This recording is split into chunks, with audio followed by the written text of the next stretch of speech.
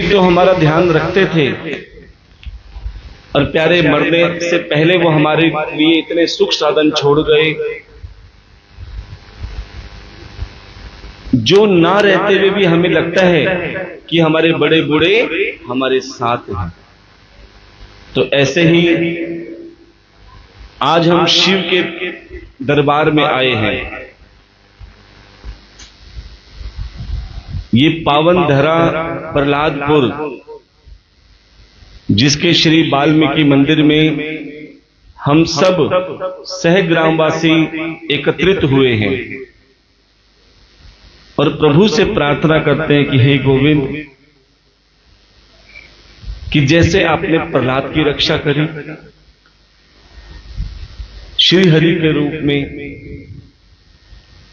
जैसे द्रौपदी की रक्षा करी वस्त्रों के रूप में, ऐसे ही आप हमारी भी लाज रखना, हम पर भी कृपा बनाए रखना। और ये संत महात्मा कथा के द्वारा, सत्संग के द्वारा, कीर्तन के द्वारा तुम्हें कहते हैं और समझाते हैं क्या? कुछ नहीं बिगड़ेगा तेरा शिव शरण आने के बाद, कुछ नहीं बिगड़ेगा तेरा शिव शरण आने के बाद। जो शिव शरण में आए हैं और उसे अपना मानते, जरा हाथ उठा के बोलेंगे, कुछ नहीं बिगड़ेगा तेरा हरि शरण आने के बाद, कुछ नहीं बिगड़ेगा तेरा शिव शरण आने के बाद। शिव शरण आने के बाद, भोग के आने के बाद, शिव शरण आने के बाद, कैलाश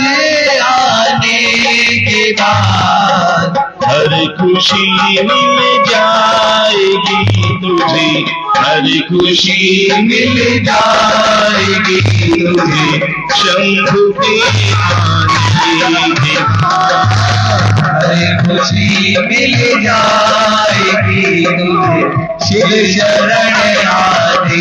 जरा उठाइए अपने हाथों को, तालियों की सेवा में लगाइए।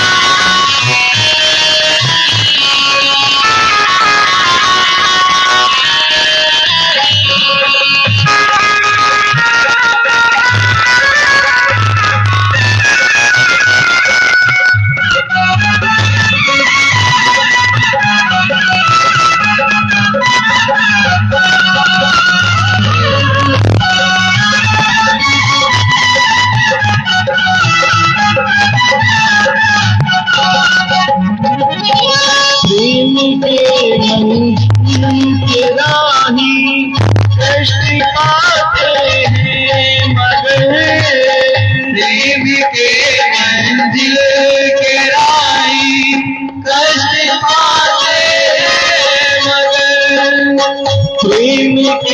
मंजिल के राही कष्ट पाते हैं मगर,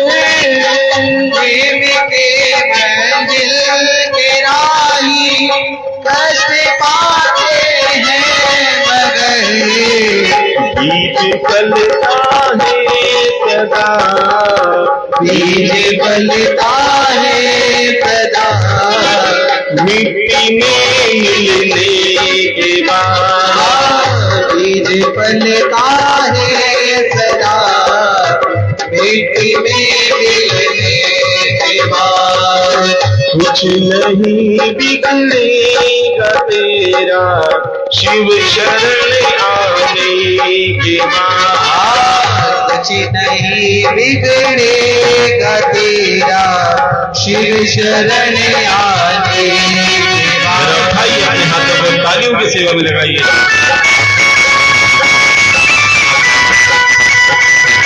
बोलिए शंकर भगवान की जय।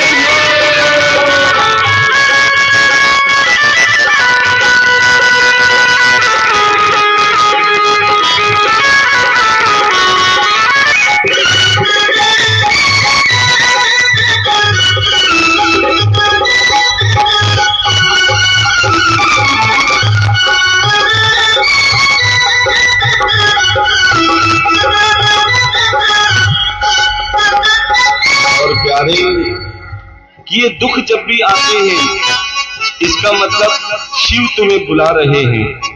तभी तो कहते हैं देख कर काली घटा को ओ न तू ना यूं मेरा। देख के काली घटा को देख के ना हो निराश। देख कर काली घटा को डर के तू ना हो निराश।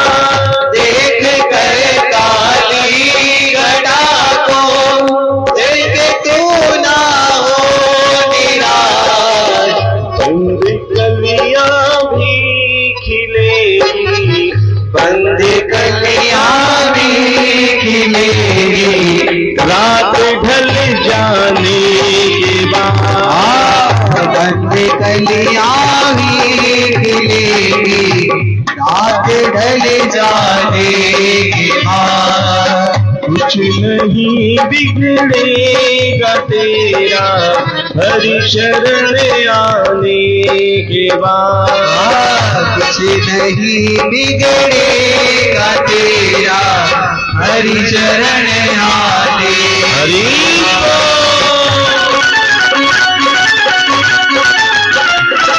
एक काली आपकी शिव तक पहुंच रही है।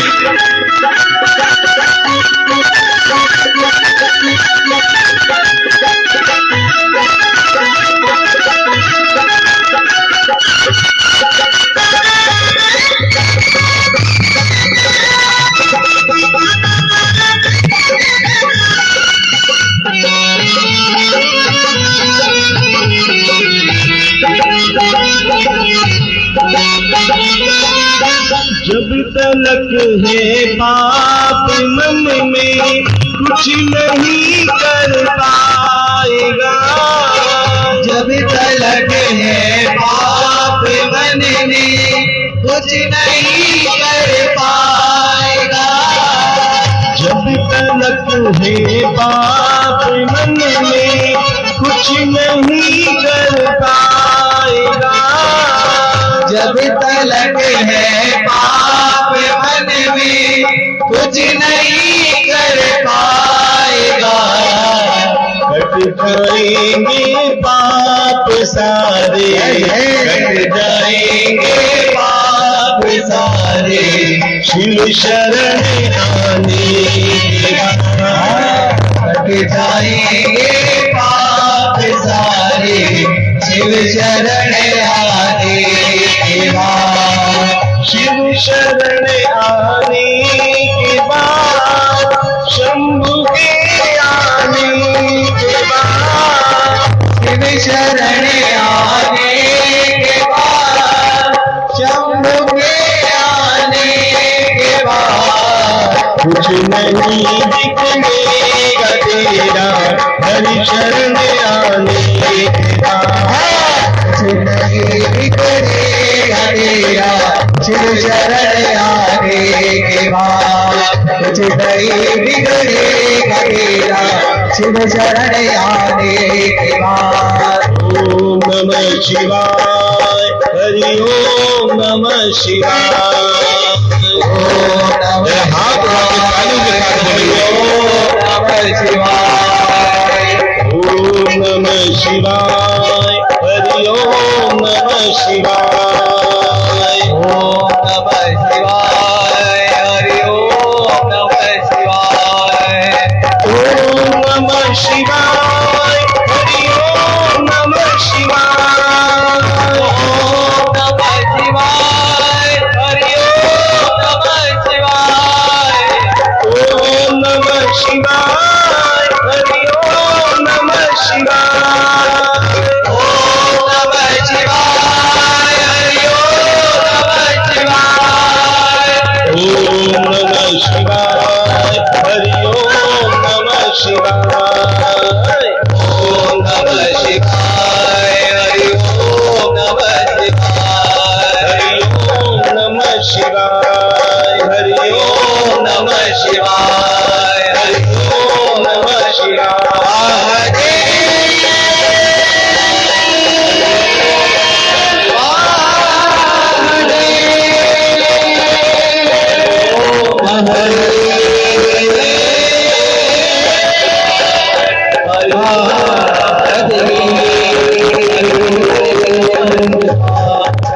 संसार में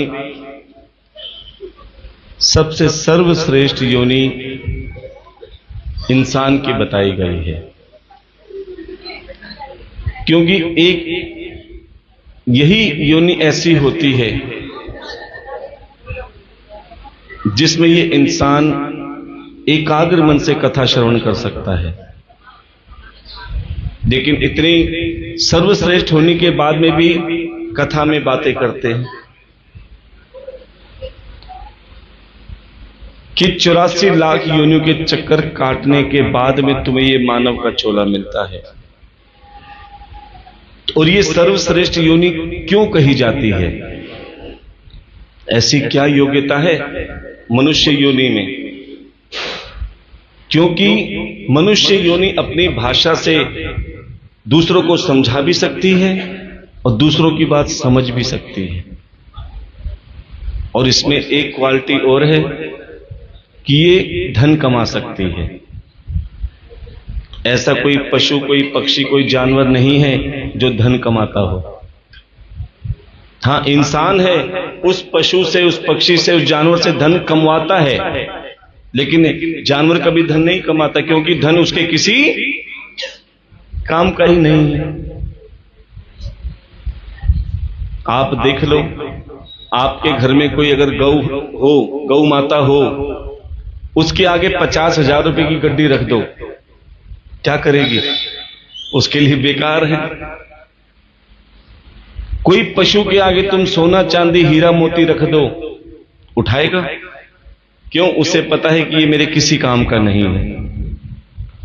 और चमत्कार देखो कि कोई पशु, कोई पक्षी, कोई जानवर भूखा नहीं रहता और इंसान का कभी पेट नहीं भरता। सारी जिंदगी धन के चक्कर में भागा फिरता है। और ये मनुष्य संसार में क्यों आया है? परमात्मा ने आपको क्यों भेजा है? क्या केवल अपना पेट भरने के लिए? क्या केवल अपना परिवार चलाने के लिए? क्या केवल अपने बच्चे पालने के लिए? प्यारे, ये तो पशु भी करते हैं, अपना पेट भी भरते हैं, जैसे तैसे अपने परिवार का भी पालन पोषण करते हैं। चिड़िया को ही देख लो, ना जाने कहां से तिनके चुन चुन के अपना घोंसला बनाती है। किसके लिए? बच्चों के लिए। ना जाने कहां से दाना ढूंढ ढूंढ के लाती है, बच्चों के मुख में खिलाती है, अपने बच्चों को। तो फिर इंसान और पशु में क्या फर्क रह गया? तो प्यारे, ये इंसान इस धरा पर दो काम के लिए आया है। अर्थात परमात्मा की दो राह होती हैं संसार में। एक राह भोलेनाथ से मिलाती है और एक राह संसार से मिलाती है, जिसे तुम माया कहते हो। किसी ने महात्मा से पूछा, महाराज ये माया क्या है? माया केवल धन को ही नहीं बोलते। असल में माया क्या है? जो तुम्हें भोलेनाथ से दूर कर दे, जो तुम्हें शिव भगवान से दूर कर दे, वो माया है।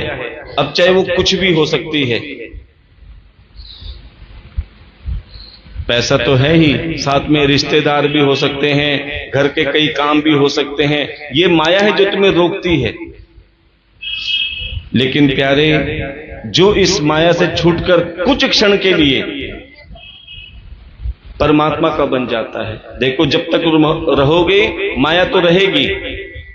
भले महाराज बच्चों को कैसे छोड़ दें, परिवार कैसे छोड़ दें, घर बार कैसे छोड़ दें, अरे बिल्कुल मत छोड़ो। लेकिन प्यारे, उसके अधीन भी मत हो जाओ, उसके बिसर भी मत हो जाओ कि उसके बिगड़ तुम रह ना पाओ। ये इंसान दुखी तो इसीलिए होता है कि जिससे उम्मीद करते हैं, जब उम्मीद खरी नहीं उतरती तो इंसान परेशान हो जाता है। इसीलिए धीरे धीरे संसार से वैराग उत्पन्न कर दो।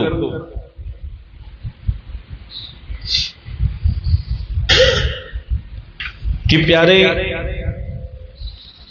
गृहस्थी निभाओ, जिम्मेदारी से काम करो, लेकिन जब भी समय मिले इतने चिपके भी मत रहो कि भगवान तुमसे मिलने आए तब भी तुम गृहस्थी में लगे रहो। ये कथा इसीलिए होती है, कम से कम 1 घंटा, 2 घंटा, 3 घंटा, कहते ना 1 घड़ी आधी घड़ी में पुनियाद। अरे अगर एक क्षण भी तुम्हें कथा का अमृत तुम्हारे हृदय में प्रवेश कर जाता है, अच्छा ईमानदारी से बताओ, जब आप शिव कथा में बैठते हो या भागवत कथा में बैठते हो, उस बैठते समय जितनी देर भी आप बैठते हो, क्या तुम्हें चिंता रहती है? क्योंकि कथा के शब्द कानों में पड़ते हैं तो मन को शांति मिलती है, लेकिन जैसे तुम कथा के बाहर जाते हो माया जकड़ लेती है। इसलिए कम से कम कुछ क्षण ऐसे भी हो जो केवल भोले बाबा के लिए हो, जो केवल कथा के लिए हो। और प्यारे, जो तुम समय भोले बाबा के लिए देते हो, जो समय तुम कथा के लिए देते हो, जो सेवा तुम कथा के लिए करते हो, प्यारी वही तुम्हारी अपनी है, बाकी सब बेकार है। बाकी सब इस धरा पर सब धरा रह जाएगा, कुछ साथ नहीं जाएगा। लेकिन जो ये समय आप कथा में लगा रहे हो, जो अपनी नेक कमाई से किसी भी रूप में सेवा कर रहे हो, यही तुम्हारी अपनी है।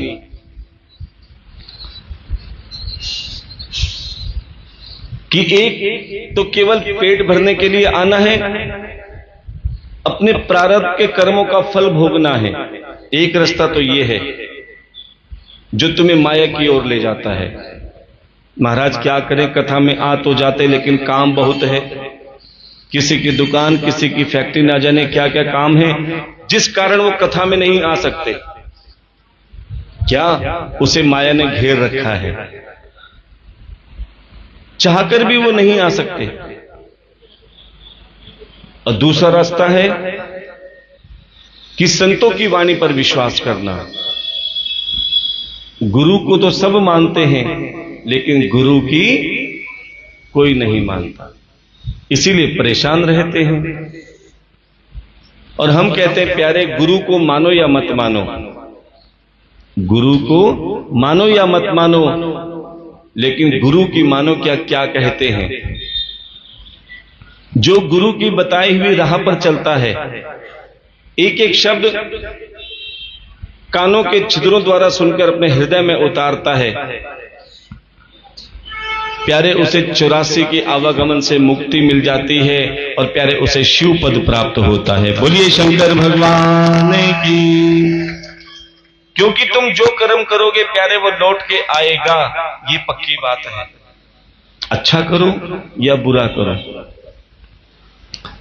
कि एक राजा ने बहुत सुंदर शिव मंदिर बनवाया। एक राजा ने बहुत सुंदर शिव मंदिर बनवाया और उस मंदिर में बहुत सुंदर शिवालय भी बनवाया, क्योंकि जहां शिवालय होता है उसे ही शिव मंदिर कहा जाता है। ध्यान देना।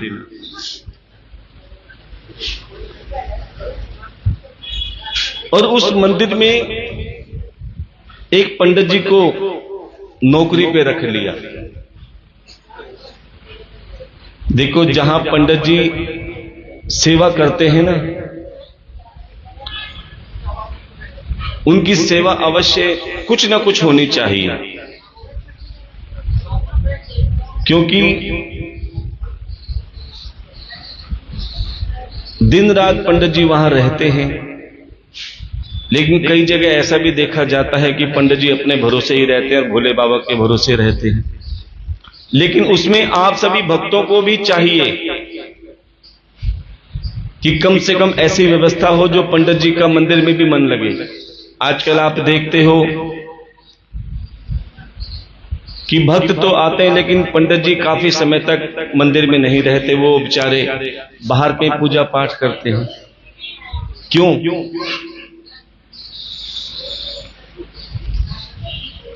कि आज भक्त भी ऐसे हो गए हैं, बड़े ध्यान से सुनना, कि मंदिर में आते हैं, मंदिर का लोटा लिया, मंदिर की टूटी खोली, और भोले बाबा पे जल चढ़ाया। और तो कई हमारा भी मंदिर है, हम देखते हैं, हम घी का डब्बा रखते हैं आरती के लिए। अब कई ऐसे भक्त आते हैं जो मंदिर की ही रुई लेते हैं, मंदिर का ही घी लेते हैं, आरती करते हैं, रखते हैं और चले जाते हैं। अब सोचो उनका क्या लगा, मंदिर का ही लोटा, मंदिर का ही जल, मंदिर की ही रुई बाती और मंदिर का ही घी और मंदिर की आरती। अब फिर सोचते हैं भगवान हमारी मनोकामना पूरी करें। कहते हैं जिसका धन लगता है ना, पुण्य उसी को मिलता है। बड़े ध्यान से सुनना। अरे कम से कम इतना तो कर लो कि अगर तुमने सब कुछ मंदिर का ही लिया है तो प्यारे 2, 4, 5 रुपए मंदिर में पंडित जी को दे आओ। कम से कम तुम्हारी जेब से कुछ लगा है तो प्यारे पुण्य भी तुम्हें ही मिलेगा। इसीलिए कहते हैं प्यारे कि जब भी मंदिर जाओ, जैसे तुम भगवान को चढ़ाते हो, पंडित जी को आप अगर 2, 4, 5 रुपए भी दे दोगे ना, तो पंडित जी सारे काम छोड़ के गद्दी पे ही मिलेंगे। उनको भी रहता है कि हाँ, कि किसी के मन में बैठकर कोई मेरे लिए भी सोच रहा है। अब क्या करते हैं कि मंदिर में कोई तो मूर्ति के आगे जोत लगा देता है, कोई पुष्प चढ़ाता है, कोई कुछ चढ़ाता है, सब जगह फूल ही फूल कर देता है। और सफाई कौन करता है?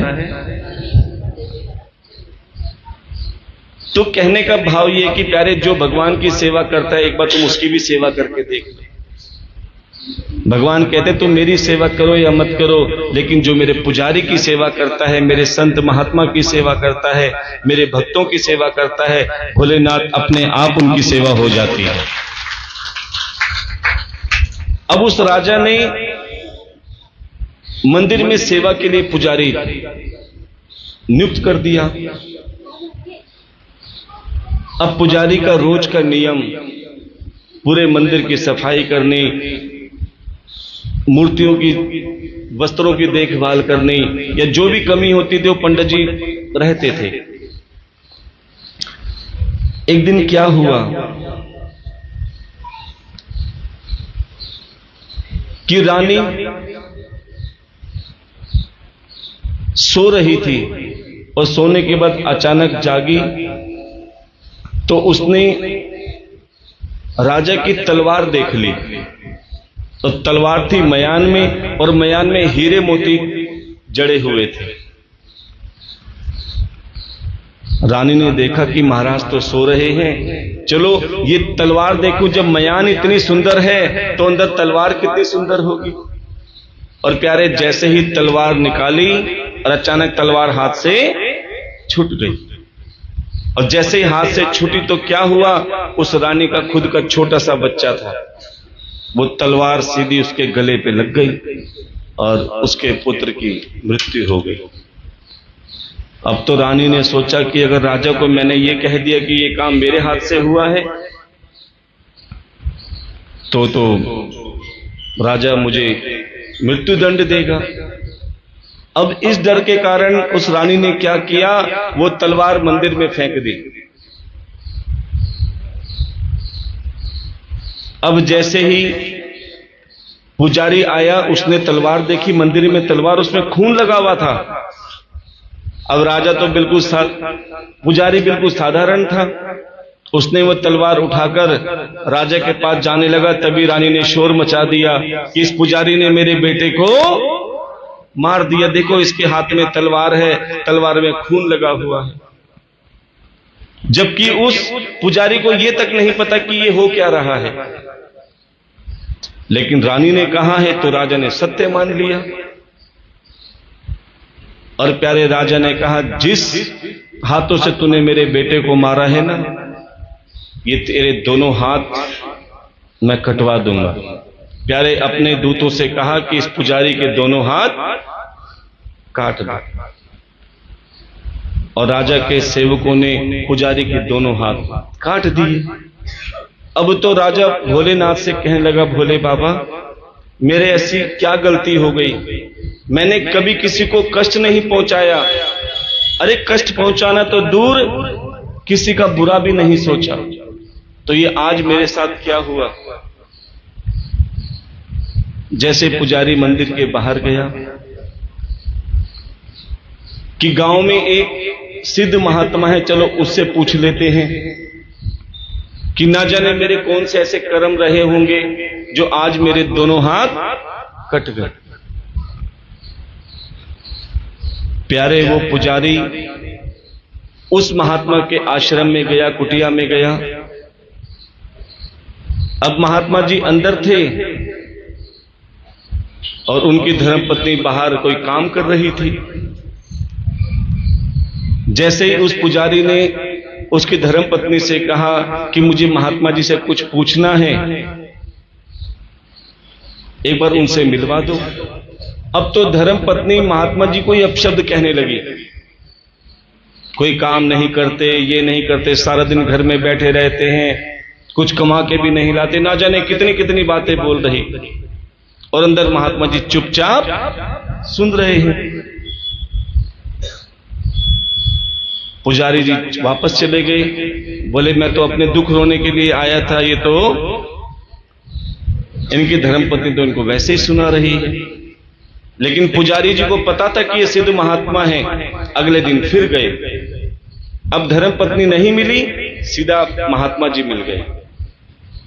बोले महात्मा जी ये मेरे साथ क्या हो गया, मैंने कभी किसी का बुरा नहीं किया, राजा ने मेरे दोनों हाथ कटवा दिए। चलो मेरी तो छोड़ो, लेकिन आप अपनी बताओ कि आपने ऐसा कौन सा कर्म किया जो आपको ऐसी धर्मपत्नी मिल गई। मेरी तो बाद में बताना कि मैंने कल देखा कि आपकी धर्मपत्नी आपको बहुत अपशब्द कह रही थी और आप चुपचाप सुन रहे थे, आपने क्यों नहीं कहा। तब महात्मा जी कहने लगे, पुत्र इसमें उस धर्मपत्नी का कोई दोष नहीं है, ये मेरे कर्म लौट कर आए हैं। बोले कैसे। बोले पिछले जन्म में मैं कौवा था और ये गधी थी। बड़े ध्यान से सुनना, पिछले जन्म में मैं कौवा था और ये गधी थी। अब ये सारा दिन बोझ ढोती, अब बोझ ढोते ढोते पीठ पे जख्म हो जाते हैं। ध्यान देना, कई बार आपने मजदूरों को देखा होगा ना, जो बोरियां उठाते हैं, भारी सामान उठाते हैं, वो बाहर से तो ठीक दिखते हैं लेकिन उनकी पीठ पे निशान होते हैं और कई बार जख्म भी हो जाते हैं।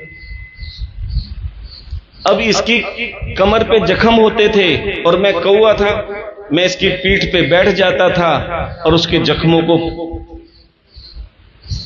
नोचता रहता था। अब प्यारे जख्मों को नोचोगे तो क्या होगा। वो गधी दर्द से तिलमिलाती थी और जितना तिलमिलाती थी मुझे आनंद आता था, जितना तिलमिलाती थी उतना मुझे आनंद आता था, मैं और ज्यादा उसको चोंच मारता था। एक दिन वो इस चीज से परेशान होकर नदी में गई और मैंने भी पीछा नहीं छोड़ा, उसकी पीठ पे बैठ बैठ के चोंच मारता रहा, मारता रहा, मारता रहा। प्यारे वो जैसे नदी में अंदर गई, उसके साथ मैं भी साथ रहा, तो दोनों की मृत्यु हो गई। अब दोनों की मृत्यु हुई। अब जो मैं कौवा था, जो चोंच मारता था, अभी अपनी चोंच अर्थात अपने मुख से मुझे जख्म देती है। पहले ये सहन करती थी और मैं इसको मारता था चोंच से, अभी अपने मुख से मुझे ताने मारती है और मैं चुपचाप सुनता रहता हूं। अर्थात ये कर्म लौट के आते हैं। अब पुजारी कहने लगा, चलो ये तो ठीक है, लेकिन मेरे साथ क्या हुआ कि मैंने तो आज तक जीते जी किसी का बुरा नहीं किया, फिर ये मेरे दोनों हाथ कैसे कट गए। तब महात्मा जी बताते हैं, ये भी तुम्हारे प्रारब्ध का ही कर्म का फल है। बोले कैसे। बोले एक कसाई एक गाय को मार रहा था, एक कसाई एक गाय को मार रहा था। और गाय अचानक उस कसाई से पीछा छुड़ाकर भागने लगी। गाय उस कसाई से पीछा छुड़ाकर भागने लगी और इधर मैं अपनी दुकान पे बैठा था। महात्मा जी उस पुजारी के लिए बता रहे थे कि तुम उस समय दुकान पे बैठे हुए थे और तुम्हारे आगे से वो गौ माता निकली और पीछे कसाई भागता हुआ हाथ में फरसा लेकर पूछने लगा तुमसे कि गाय कहां गई है। तो प्यारे तुमने दोनों हाथ से कहा कि गाय वहां गई है। तुमने ये प्रारब्ध कर दिया, ये कर्म कर दिया कि तुमने उस गाय को बता दिया कि वहां गई है, तो कसाई गया, उसने वो गाय काट दी। तुम अगर नहीं कहते अगर किसी की जान बच जाए और थोड़ा झूठ भी बोल दो तो वो झूठ नहीं होता, लेकिन तुमने अपनी सच्चाई दिखाने के लिए बोल दिया गाय वहां गई है, तो प्यारे कसाई ने उसकी जान ले ली। इसका तुम्हें पाप का प्रारब्ध बन गया। अब आप सुनो कि वो कसाई कौन है। प्यारे वो राजा है।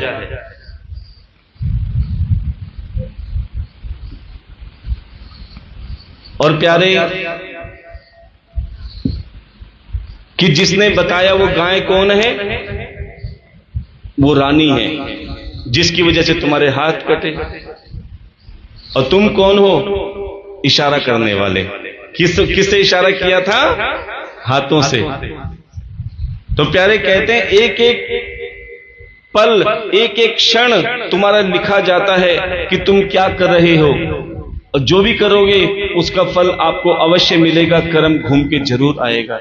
इसलिए प्यारे हम कथा में सबसे कहते हैं जितना हो सके प्यारे शिव का गुणगान करो, और जितना हो सके प्यारे शिव की सेवा में लगे रहो, तो शिव बाबा आपको भी सुखी रखेंगे और आपका प्रारब्ध भी सुखी रहेगा। और अगर आपका प्रारब्ध अच्छा हुआ तो विश्वास मानो आपका परिवार भी सुख से चलेगा। क्योंकि आप अपनी गाड़ी खुद मत चलाओ,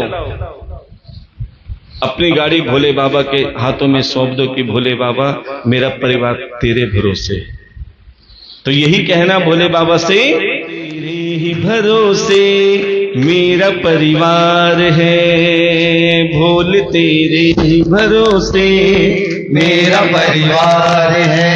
कौन कौन अपना परिवार भोले बाबा के भरोसे छोड़ना चाहता है? तो जरा हाथों की सेवा करते हुए कहेंगे, भोले तेरे ही भरोसे मेरा परिवार है, भोले तेरे ही भरोसे मेरा परिवार है। हाँ, भोले तेरे ही भरोसे मेरा परिवार है, भोले तेरे ही भरोसे मेरा परिवार है। तू ही मेरी नाम कमाची, तू ही मेरी नाम कमाची, तू ही पतवार है, भोले तेरे ही भरोसे मेरा परिवार है, भोले तेरे ही भरोसे मेरा परिवार है। भाई अपने हाथ में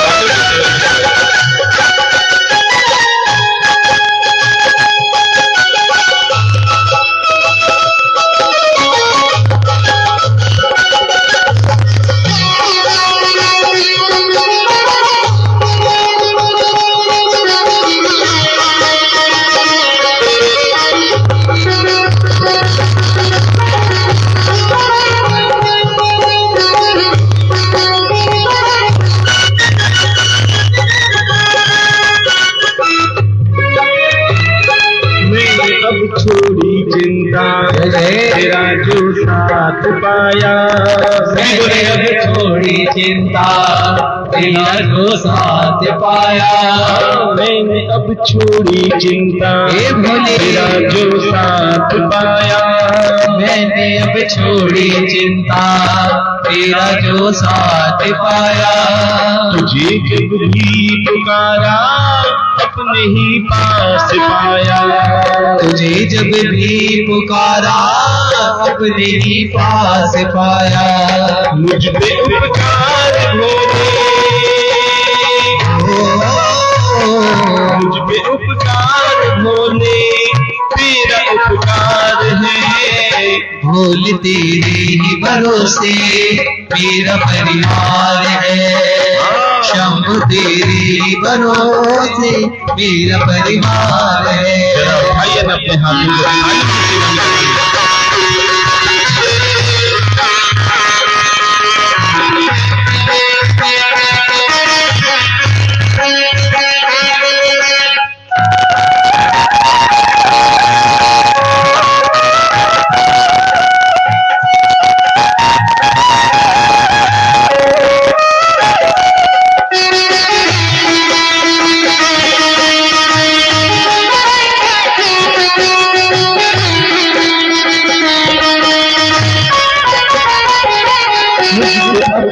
से बढ़कर सहारा तुमने दिया है।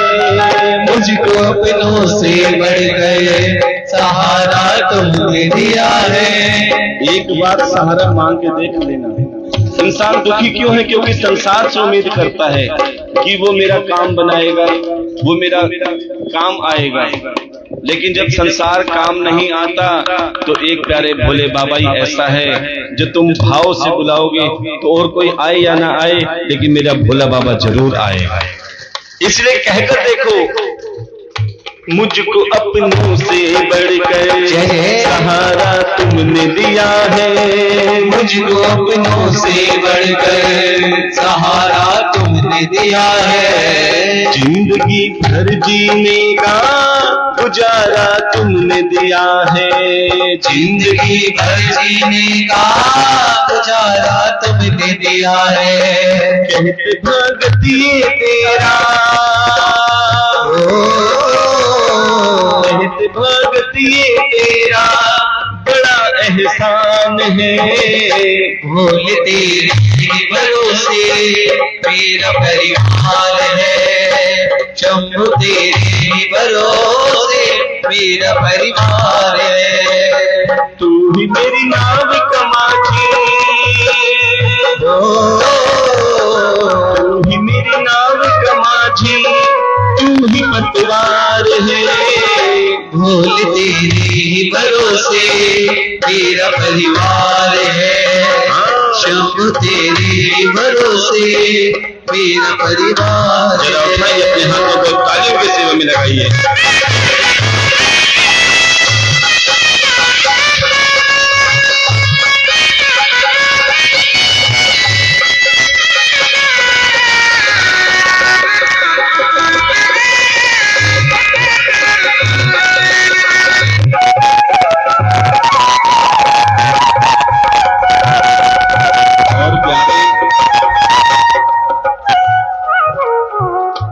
और प्यारे कि अगर आप अपने भोले बाबा को हमेशा आगे रखोगे, कभी अपने अंदर मैं मत लाना कि मैं काम करता हूं या मेरे द्वारा काम होता है। यही कहो, भोले बाबा मैं भी आपका हूं, मेरा हर काम आपका ही है। क्योंकि अगर आपने भोले बाबा को आगे किया तो तुम्हारा काम कभी रुकेगा नहीं, सारे काम अपने आप बन जाएंगे। क्यों हो अगर अच्छा माझी नाव फिर पार होती, हो अगर अच्छा माझी नाव फिर पार होती। किसी की बीच भंवर में फिर न दरकार होती, किसी की बीच भंवर में फिर न मझधार होती। अब तो तेरे ही हवाले, तेरे ही हवाले मेरा परिवार है। शंभु तेरे भरोसे मेरा परिवार है। भोल तेरे भरोसे मेरा परिवार है। मेरा परिवार है, मेरा परिवार है। बोलिए शंकर भगवान की जय। ओम नमः पार्वती पते। हरे हरे महादेव। जोर से बोला जाए, ओम नमः शिवाय। जोर से बोला जाए। ओम नमः शिवाय। इसलिए प्यारे, हमेशा भोले बाबा के संतों का भी ध्यान रखो, पुजारियों का भी ध्यान रखो। जब भी मंदिर जाओ खूब सेवा करो, पूजा करो, लेकिन आते समय पंडित जी का भी ध्यान रखो। अभी की बात है, हम अपने मंदिर की बताते हैं। अब ये कांवड़ जा रही है ना, सब कांवड़ लेने के लिए जा रहे हैं। सब कोई हफ्ता पहले जाता है, कोई 10 दिन पहले जाता है। जो जितनी दूरी से जाता है उतना वो पहले जाता है। अब मंदिर में आए, अब हम भी भागे भागे नीचे आए कि भैया कांवड़ लेने जा रहे हैं तो विधि विधान से पूजा हो तो बहुत अच्छी बात है। अब हम नीचे गए, बोल बम करते सारे भक्त आ गए परिवार के साथ में। अब पंडित जी खड़े खड़े देख रहे हैं, खुद ही धड़ाधड़ जल चढ़ा रहे हैं, बेल पत्थर चढ़ाए, ये करा वो करा, इकट्ठा फटाफट करके सीधे निकल रहे हैं। पंडित जी तो चुपचाप खड़े खड़े देख रहे हैं। अब रास्ते में बातें करें कि हम ये खाएंगे, वो पिएंगे, ये करेंगे। अरे तूने उसके पैसे रख लिए, उसके पैसे रख लिए। हमने कहा भैया तुमने सबके पैसे रख लिए, लेकिन पंडित जी की क्यों छोड़ रहे हो? शुरुआत तो अच्छी होनी चाहिए ना। आशीर्वाद देने का मन भी तभी करता है प्यारे जब दक्षिणा पास में आती। बोले ओहो पंडित जी, हम तो तुम्हें भूल ही गए। बस चिंता मत करो, हम तुम्हें नहीं भूले। कि तुम भूले को भूल जाओ ये हो सकता है, लेकिन भूला तुम्हें भूल जाए ये कभी नहीं हो सकता। कि वो अपनी सेवा अपने आप किसी न किसी रूप में ले ही लेता है। तो सज्जनों, क्यों ना आप अपनी मर्जी से ही कुछ ना कुछ ब्राह्मण को अवश्य दिया करो, जिससे उसका मन हमेशा प्रसन्न रहेगा। वरना पंडित जी पता है क्या करते हैं, क्या सोचते हैं? कुछ चढ़ाती तो है नहीं, धूप दीप करके सारा सफाई मुझे करनी पड़ती है। देखो है तो कड़वी बात, लेकिन सच्ची है। इसीलिए जो भगवान का ध्यान रखते हैं प्यारे, तुम्हें उनका ध्यान अवश्य रखना चाहिए।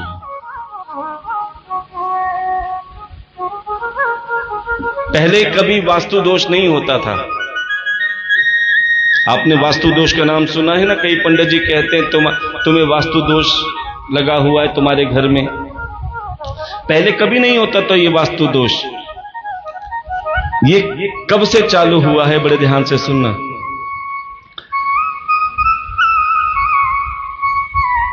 कि जब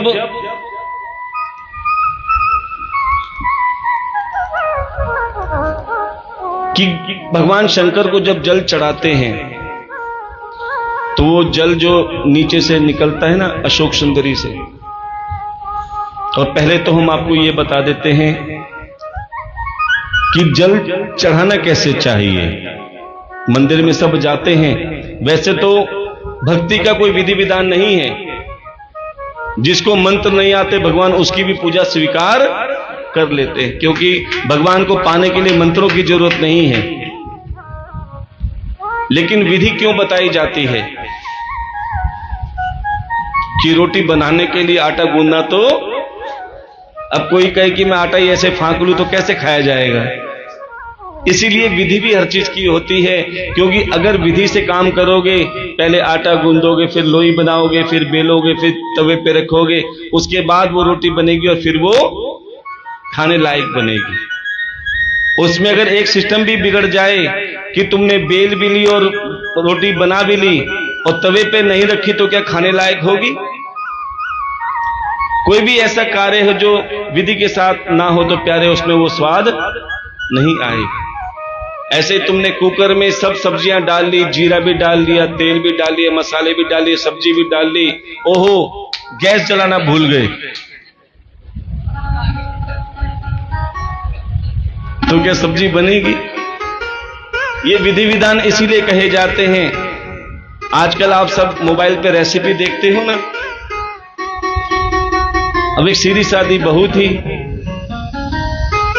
हर बार रेसिपी देखे बनाए और कुछ बने ही ना, क्योंकि रेसिपी में गैस जलाना नहीं बताते और सब कुछ बताते हैं, ये डालो वो डालो, लेकिन गैस जलाए। अब वो बार बार करे, कुछ बनता ही नहीं। क्योंकि विधि विधा खाली यूट्यूब में देखने से काम नहीं चलता, सासू की भी बात माननी पड़ती है। इसीलिए कहते हैं ये सासू जी कौन है? ये संत महात्मा हैं जो इस दौर से गुजरी हुई हैं, जिन्होंने अपनी सासू जी की डांट खा खा के बहुत सीख ले ली है। लेकिन पहले की सासू की बात आपने सुन ली, लेकिन आपकी बहू क्या आपकी बात सुनती है? तो बड़े ध्यान से सुनो, जिसकी सुनती है ना, समझ लेना उसके घर में लक्ष्मी है। लक्ष्मी का मतलब ये नहीं कि वो बहुत धन लेके आई है, लक्ष्मी का मतलब ये भी नहीं कि वो बहुत सुंदर है। लक्ष्मी का मतलब है जिसके लक्षण अच्छे होते हैं, जिसके अंदर संस्कार होते हैं प्यारे, वो सबसे सुंदर लक्ष्मी स्वरूप कही जाती है। अब आपको हम थोड़ी सी नियम बता रहे हैं, विधि विधान के साथ करोगे ना तो उसका फल कई गुना मिलेगा। वरना तवे में रोटी रखकर भूल जाओ तो क्या होगा? जल जाएगी। नहीं रखोगे तो कच्ची रह जाएगी। उसका बैलेंस बनाने के लिए बड़े तरीके से सासू से पूछना कि सासू जी ये सब्जी कैसे बनेगी। ऐसे ही जो हम पूजा पाठ करते हैं, अगर वो संत महात्माओं के द्वारा करोगे तो प्यारे उस छोटी सी पूजा का भी तुम्हें अक्षय फल प्राप्त होगा। तो अब एक एक छोटी छोटी चीज बड़े ध्यान से सुनना कि सबसे पहले आप जब मंदिर में जाओ तो मंदिर में जाके सबसे पहले मंदिर की चौखट अर्थात दहलीज को पूजा करो, छुआ करो। क्यों? उस चौखट पर नरसिंह भगवान का वास है। और कभी भी उस चौखट को ठोकर मत मारना या पैर मत लगाना, बड़े प्रेम से छू के भगवान से कहना, भगवान मैं आपकी शरण में आया हूं। और हो सके अगर भगवान ने शक्ति दी है ना तो अपना माथा भी जरूर नीचे झुकाया करो, क्योंकि माथा झुकाने का मतलब, शीश झुकाने का मतलब क्या है कि तुमने सर्व समर्पण कर दिया। राजा बलि ने जब वामन भगवान को 3 दान दिए थे, 3 पग दान दिया था ना भूमि का, 2 पग में तो भगवान ने उसका सब कुछ ले लिया था। 1 पग में धरती और आकाश नाप लिया, दूसरे पग में पाताल नाप लिया। जब राजा बलि के पास कुछ नहीं बचा तो वामन भगवान ने कहा, राजा बलि तुम्हें अपने दान पे बहुत अभिमान था, अब बताओ तुम्हारे पास देने के लिए क्या बचा है। प्यारे तब राजा बलि ने वामन भगवान से कहा कि हे प्रभु, कि आपने मेरी धन दौलत ले ली, बहुत अच्छा किया, क्योंकि मैं कौन सा साथ लेके आया था, खाली हाथ आया था और खाली हाथ जाना है। और ये भगवान की देखो ज्ञान गिनती कितनी अच्छी है कि जब तुम्हें संसार में भेजता है तो खाली हाथ भेजता है, और फिर जीते जी इंसान खूब गुणा भाग करता है, मेरे इतना धन हो जाए, इतनी दौलत हो जाए, इतने मकान बन जाए, सारी जिंदगी 99 के चक्कर में पड़ता है, गुणा भाग करता है। और जब भगवान ऊपर बुलाता है ना, बोले तूने बहुत गुणा भाग कर ली, अब सब कुछ बराबर हो गया, मेरे पास आ जा, कि जैसा तुझे भेजा था तुझे वैसे ही वापस बुला लिया। फिर काहे की चिंता करते हो जब साथ कुछ जाना ही नहीं, सिर्फ एक भगवत नाम जाता है और सत्संग जाता है और तुम्हारे हाथों से की हुई सेवा साथ जाती है। एक शमशान घाट पे लिखा होता है कि आपका यहां तक लाने के लिए बहुत बहुत धन्यवाद, अब आगे की यात्रा में कोई साथ जाएगा, चाहे धर्म पत्नी हो, भाई हो, पिता हो, बेटा हो। ये रिश्तेदारी जब तक है, जब तक तुम्हारे साथ स्वार्थ है, जब तक तुम्हारे साथ उनका मतलब निकल रहा है, तब बेटे भी होंगे, भाई भी होंगे, पत्नी भी होगी। और ये सच्चाई है, पत्नी केवल चौखट तक साथ जाती है जब उस पति की मृत्यु होती है। कितने ही साथ भंवरे कर ले, फेरे कर ले, कितने ही वचन कर ले, पत्नी केवल चौखट तक साथ जाती है, रिश्तेदार केवल शमशान तक साथ जाते हैं। और केवल तुम्हारे कर्म और सत्कर्म भगवान तक जाते हैं, भोलेनाथ तक जाते हैं। इसीलिए प्यारे वो कर्म करो जो तुम्हारे साथ जाए, बाकी तो सब इस धरा पर सब धरा रह जाएगा। उसके बाद प्रेम से सभी भगवानों को हाथ जोड़कर कहो कि प्रभु तूने हमें इस लायक बनाया है कि हम तेरे मंदिर में आए हैं। प्यारे मंदिर में भी हर कोई नहीं आ सकता, कथा में भी हर कोई नहीं आ सकता, जब तक मेरे भोले बाबा की कृपा नहीं हो। आपकी इतनी बड़ी कृपा हुई कि हमारे गांव के श्री वाल्मीकि मंदिर में मेरी काया को इतना स्वस्थ किया कि मैं इस काया को लेकर तुम्हारी कथा सुनने के लिए आया हूं, भगवान में मंदिर के दर्शन के लिए आया हूं। भगवान आपका बहुत बहुत धन्यवाद है। और ये मेरे भोले बाबा की कृपा है जो आप बैठे हो, ये अपनी मर्जी से नहीं बैठे। हम कथा में बार बार कहते हैं, कितनी भी कोई कोशिश कर ले, जब तक मेरे भोले बाबा की कृपा नहीं होगी वो सत्संग में, कीर्तन में, कथा में नहीं आ सकता। बहुत समस्याएं आती हैं। तो ये भी बताया कि समस्याएं क्या हैं। ये सिर पे पाप हैं जो तुम्हें कथा सुनने नहीं देती, मंदिर में आने नहीं देती। अगर तुम्हें कथा सुनने का सौभाग्य मिला है, मंदिर में आने का सौभाग्य मिला है, तो समझ लेना ये मेरे भोले बाबा की बहुत बड़ी कृपा है। अब प्यारे, अगर हो सके तो घर से लोटा लेके आना, और नहीं हो सके तो मंदिर का ले लेना। लेकिन बाद में बताया क्या करना है, क्या करना है।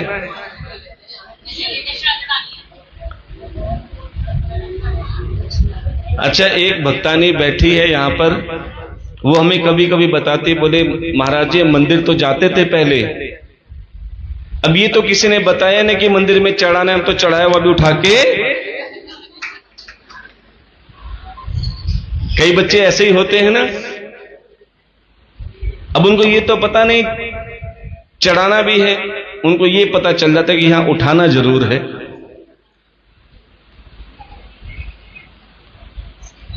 तो जो भी आप पूजन सामग्री लाते हो तो अच्छी बात है, नहीं तो जो भी अगर मंदिर से भी आप लेते हो ना, तो जितना सामर्थ्य हो, जितना तुमने ग्रहण अर्थात लिया है, उससे रुपए 2 रुपए फालतू ही चढ़ा के आना। और हम तो सच्चाई ये भी बताते हैं कि कभी भी कहीं भंडारा चल रहा हो ना, तो भंडारा भी ऐसे नहीं खाया जाता। लोग क्या करते हैं, 11 रुपए चढ़ाते हैं और इतनी बड़ी थैली लेके आते हैं। ये देखो, हमारा भाव है तुम्हें रास्ता दिखाने का, कि जो अपने आप को ये सोचते हैं कि हम समझदार हैं कि 11 रुपए देंगे और इतनी बड़ी थैली भर के ले जाएंगे, तो प्यारे आप वो प्रसाद नहीं, पाप लेके जा रहे हो। किसी का पुण्य जबरदस्ती लेकर आए हो जब तुम दे नहीं सकते।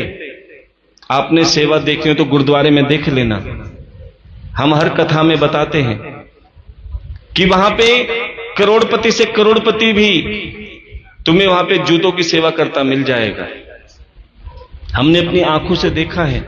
एक बार हम गुरुद्वारे गए बंगला साहब, एक सरदार जी अपनी मर्सिडीज गाड़ी में, कम से कम 1 करोड़ रुपए की गाड़ी होगी, 2 गनमैन साथ थे। जैसे गनमैन ने दरवाजा खोला, वो सरदार जी बाहर निकले और प्यारे गनमैन से कहा कि तुम यहीं रहो, मैं मत्था टेक के आता हूं। हमने सोचा इतने बड़े सरदार जी हैं, इतने बड़े सेठ हैं, जैसे हम उनके पीछे पीछे गए तो क्या देखा, वो सेठ जी जहां पे वो जूता स्टैंड है ना, वहां पे गए और सीधा जाके लाइन में खड़े हो गए। कौन सी लाइन में? जूता देने वालों की नहीं, लोगों से जूते की सेवा लेने की। जो आते थे ना गुरुद्वारे में, जो अपने जूते चप्पल देते हैं, प्यारे सबसे पहले उनके जूते चप्पल अपने माथों से लगाया और फिर अंदर गए, प्यारे पॉलिश से उनके जूते चप्पल साफ किए और फिर बड़े भाव से व्यवस्थित स्थान पे रखा। हमने सोचा आज हम ग्रंथ साहब को बाद में देखेंगे, पहले इन सरदार जी को देखते हैं क्या करते हैं। कम से कम 1 घंटा उन्होंने जूतों की सेवा करी और फिर वहां से उधर गए और प्यारे पोछा लिया और प्यारे जो गुरुद्वारे की फर्श थी उसको साफ करने लगे। 1 घंटा वहां पे सफाई करने के बाद फिर लंगर में गए, प्रसाद बंटवाया। प्रसाद बंटवाने के बाद में जो झूठे बर्तन थे वो उठाए और प्यारे वो खुद साफ करने लगे। किसके? संगत के। अरे इंसान तो अपने बर्तन भी नहीं उठाता, हम भंडारे में देखते हैं पत्तल भी छोड़ के चले जाते हैं। पंडित जी है ना साफ करने के लिए, उनको ये नहीं पता कितने पाप के भागी बनते हैं। अरे सेवा करना तो दूर, गंद बचा के और जाते हैं। अब प्यारे सरदार जी ने लंगर की सेवा करी, झूठे बर्तन साफ करके उसकी सेवा करी और फिर हाथ पैर धोने के बाद में ग्रंथ साहब को प्रेम से मत्था टेका और जितना उनका सामर्थ्य था उन्होंने दान देने के बाद में प्यारे उन्हें केवल 1 दोना प्रसाद मिला। प्यारे ये व्यवस्था हमने केवल वहीं देखी है। कोई 11 रुपए देगा तो भी 1 दोना प्रसाद मिलेगा, कोई 1100 रुपए देगा तो भी 1 दोना प्रसाद मिलेगा, कोई 11,000 रुपए देगा तो भी 1 दोना प्रसाद मिलेगा, अरे कोई 11 लाख रुपए देगा तो भी 1 ही दोना प्रसाद मिलेगा। क्यों? तुम्हारे हिस्से का तुम्हें मिल गया, बाकी हिस्से का किसी के काम आएगा। लेकिन प्यारे यहां पर क्या होता है, रोज मुट्ठी में लेकर आते हैं सेवा,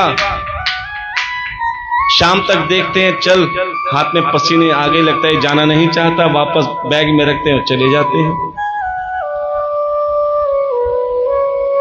देखते हैं कि भंडारे में कौन कौन क्या क्या दे रहा है, जिसके पास है वो तो दे ही रहा है, लेकिन हम क्या कर रहे हैं? क्योंकि जो खाएगा उसका ही पेट भरेगा। कोई सेवा तुमसे पूछ के नहीं करता तो तुम किसी को क्यों देखते हो? प्यारे भगवान ने तुम्हें जिस लायक बनाया है प्यारे, उसी हिसाब से जब तुम भोले बाबा की सेवा करोगे तो भोले बाबा देते समय दूसरों को नहीं देखेगा, वो यही देखेगा कि तुमने क्या किया है। और कहते हैं 1 गेहूं का दाना भी हम बोते हैं ना तो उसकी भी कई कलियां बढ़कर मिलती हैं। 1 गेहूं का दाना बोए और कई फसल में कई गुना गेहूं आते हैं। 1 आम का बीज बोते हैं तो वृक्ष बनता है, कई आम के फल आते हैं जो पीढ़ियां खाती हैं। इसीलिए कहते हैं हमेशा बीज बो सत्कर्म का, बीज बो सेवा का, जिसका फल तुम्हें भी मिलेगा और प्यारे तुम्हारी पीढ़ियां भी वो तर जाएंगी फल खा खा के। इसीलिए कहते हैं जब भी मौका मिले प्यारे कथा भी सुनो और सेवा भी करो। तो प्यारे जैसे सब भगवानों के दर्शन करने के बाद में अब पहुंचो शिवलिंग पे, क्योंकि श्रावण का महीना है। बोलिए शंकर भगवान की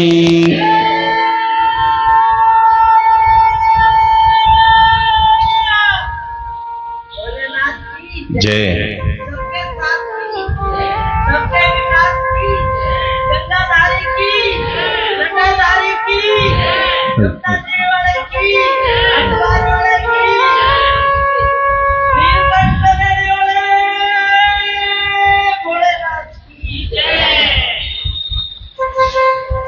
अब प्यारे अब आपको ये बता देते हैं कि शिवलिंग कितने प्रकार के होते हैं, क्योंकि जिसकी आप पूजा कर रहे हो ना उसके बारे में भी जान लेना चाहिए। वैसे तो सभी शिवलिंग शिव स्वरूप हैं, जैसे देवी तो एक है लेकिन हम नव दुर्गा के नाम से जानते हैं, इसी प्रकार सभी शिवलिंग शिव स्वरूप हैं लेकिन उनके प्रकार अलग हैं, जिससे हम 12 ज्योतिर्लिंग के नाम से जानते हैं। लेकिन 12 ज्योतिर्लिंग में भी 2 प्रकार के शिवलिंग हैं और मंदिरों में भी आपने 2 तरह के शिवलिंग देखे होंगे, लेकिन शायद किसी किसी को पता है कि एक शिवलिंग होता है जिसे कहते हैं शक्ति शिवलिंग। क्या कहते हैं? शक्ति शिवलिंग। और एक होता है विष्णु शिवलिंग। कौन सा शिवलिंग? अब ये कैसे पता चले कि कौन से शक्ति शिवलिंग है और कौन सा विष्णु शिवलिंग? और इसके भी दो विधान हैं कि जो शक्ति शिवलिंग है उस शिवलिंग पर बैठकर जल चढ़ाया जाता है। जो शक्ति शिवलिंग है उस पर बैठ के जल चढ़ाया जाता है, और जो डमरू शिवलिंग है विष्णु स्वरूप डमरू के आकार का होता है, उस पर हमेशा खड़े होकर जल चढ़ाया जाता है। कि 12 ज्योतिर्लिंग है तो आपको बता दें जिसमें 11 ज्योतिर्लिंग शक्ति शिवलिंग है। केवल 12 ज्योतिर्लिंग में एक शिवलिंग ऐसा है जो विष्णु शिवलिंग है, अर्थात डमरू शिवलिंग है, और वो है नागेश्वर शिवलिंग। अब आपको ये बता देते हैं कि पहचान क्या है। कि जो शक्ति शिवलिंग होते हैं प्यारे, वो जो जमीन में धसे हुए होते हैं, आपने कई मंदिरों में देखा होगा,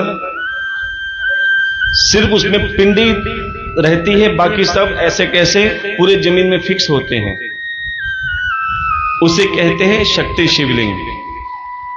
और एक जो विष्णु शिवलिंग होते हैं वो जमीन से उठे होते हैं, अर्थात उनका एक स्टैंड होता है। हमारे मंदिर में कौन सा शिवलिंग है? विष्णु शिवलिंग। और अक्सर मंदिर में जहां भी देखे जाते हैं ना, वो विष्णु शिवलिंग ही होते हैं जहां पर लोग खड़े होकर जल चढ़ाते हैं। और जहां पर शक्ति शिवलिंग होता है वो प्यारे जमीन के बराबर होता है, उसे हम शक्ति शिवलिंग कहते हैं। अब चलते हैं जल कैसे चढ़ाया जाता है। कि जो ऊपर गोल जलधारी होती है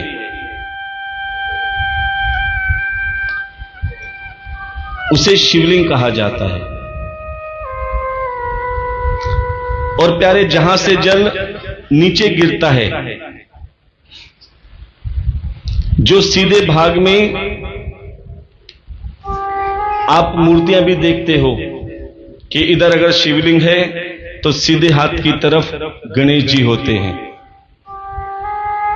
और उल्टे भाग में कार्तिक जी होते हैं, और उनके इस साइड में गौरा जी होती हैं, और जहां पानी गिर रहा होता है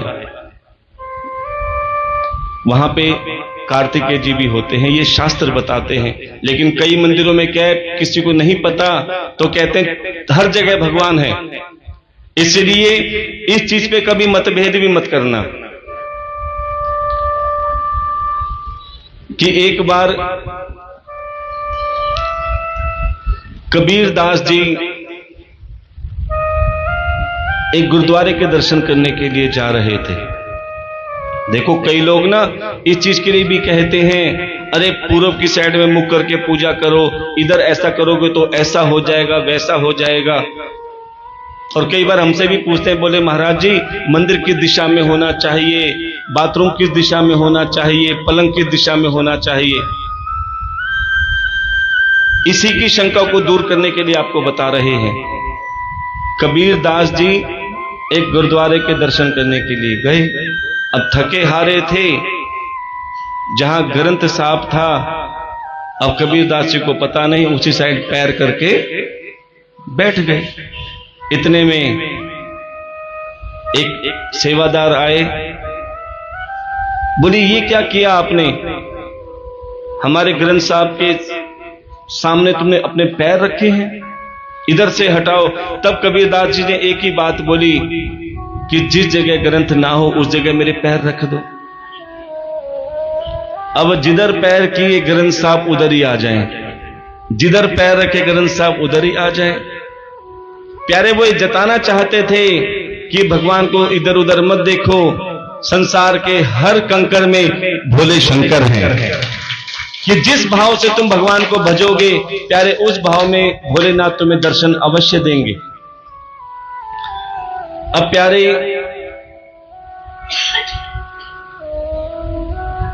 कि जिस भाग में जहां हम जल चढ़ाते हैं, दुग्ध चढ़ाते हैं, आपने देखा उसके आगे एक मोटी लाइन जाती है और प्यारे वो मोटी लाइन से जहां जल गिरता है उसे कहते हैं अशोक सुंदरी। क्या कहते हैं? अशोक सुंदरी। और उसके ऊपर से जो कुछ बूंदें गिरती हैं वो शंकर जी की बेटियां हैं। अच्छा, आपको ये बता देते हैं शंकर जी की टोटल कितनी बेटियां हैं?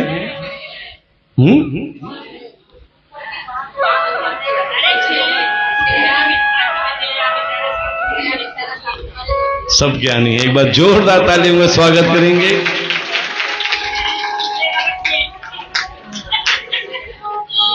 क्योंकि हमें बड़ी ये प्रदीप मिश्रा जी ने सबको सिखा रखा है।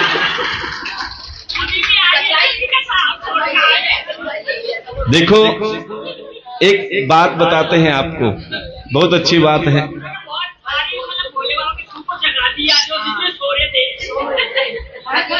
किसी को पशुपतिनाथ व्रत के बारे में पता नहीं था, लेकिन देखो ऐसे संत महात्मा होने चाहिए जो प्यारे ऐसी जागृति ला दें, जो बता दें कि हर कंकर में शंकर समाये हुए हैं। आप भाव तो बनाओ, और भाव जगाना ही बहुत बड़ी बात होती है, ध्यान देना। अब जैसा हमारी दीदी ने एक बहुत बड़ी बात बोली है, अभी भी प्रदीप मिश्रा जी की कथा आ रही है या किसी न किसी संत की कथा टीवी में जरूर आ रही है, ये पक्की बात है। लेकिन फिर भी सुनो, फिर भी आप उनको छोड़ के यहां पर क्यों बैठे हो?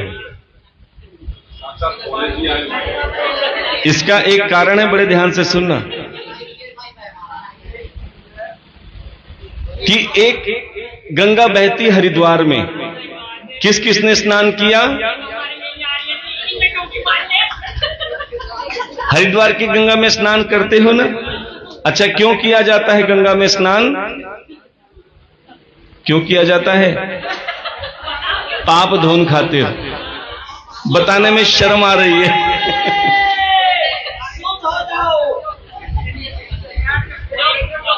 देखो, ध्यान देना कि जिस गंगा में तुम स्नान करते हो वो जाने अनजाने में जो तुमने पाप किए होते हैं ना, वो धुल जाते हैं। लेकिन हम कहते हैं नहीं धुलते। क्यों? क्योंकि प्यारे वो गंगा केवल तन साफ करती है। तभी तो कहते हैं गंगा में जाकर बंदे तू तन का मैल धोता। गंगा में जाकर बंदे तू तन का मैल धोता। अच्छा, एक बात बताओ, मुझे लगता है हमारे जो दोनों भाई ने अकड़ बकड़ खेलते हैं अंदर जाके।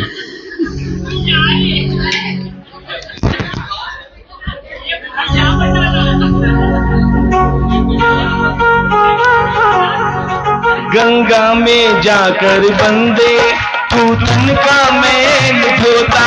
गंगा में जाकर बंदे तू तन का मैल धोता। गंगा में जाकर बंदे तू तन का मैल धोता। गंगा में जाकर बंदे तू तन का मैल धोता। जो मन का मैल न धोया, जो मन का मैल न धोया, गंगा गया तो क्या हुआ? जो मन का मैल न धोया, गंगा गया तो क्या हुआ? गंगा में जाकर बंदे तू तन का मैल धोता। गंगा में जाकर बोलेंगे तू तन का मैल धोता। जो मन का मैल न धोया, जो मन का मैल न धोया, गंगा गया तो क्या हुआ? जो मन का मैल न धोया, गंगा गया तो क्या हुआ? परमात्मा न पाया, पाया जन्म तो क्या हुआ? परमात्मा न पाया, पाया जन्म तो क्या हुआ? बात बताओ, कथा में आनंद किस किस को आ रहा है?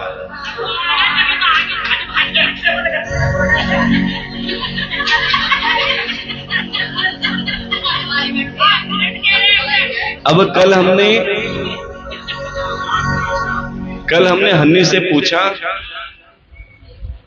बेटा तुझे कथा कैसी लग रही है? पहले तो हन्नी जोर से हंसने लगा, बोले महाराज सच बताऊं? बोलो आनंद तो खूब आ रहा है लेकिन समझ में कुछ नहीं आ रहा है। बोले क्यों? क्योंकि जब समझने आने लगता है ये दोनों है ना कुतर कुतर करना चालू कर देते हैं।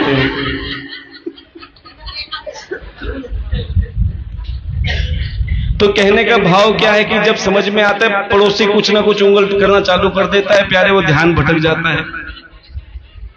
इसीलिए प्यारे कि अपने मन को केवल एकाग्र करते हुए कि ऐ मन, मैं सारी जिंदगी तेरे अनुसार चला लेकिन ये 7 दिन मुझे भोले के अनुसार चलने दे। और जिस समय तुम्हारा मन भोले की कथा में लग जाएगा प्यारे समझ लेना और कहीं आनंद ही नहीं आएगा। और ये आनंद भी ऐसा है जिसे परम आनंद कहते हैं, सच्चिदानंद कहते हैं।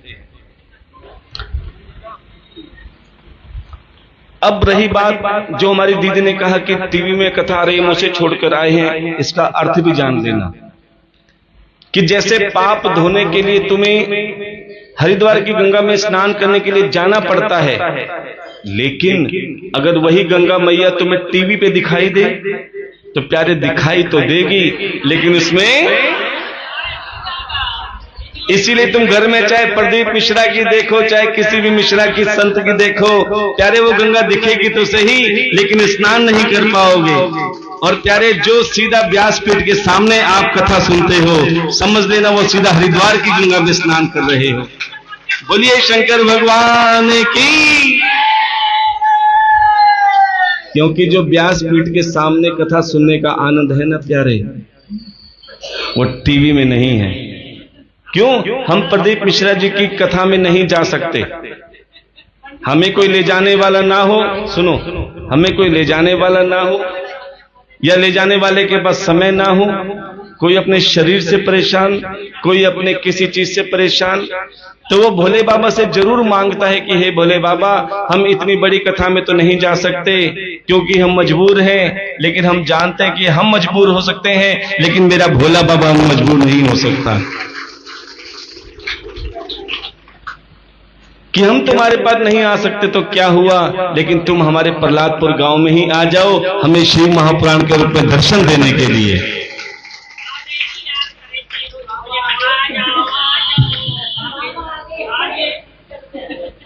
बिल्कुल जी बिल्कुल।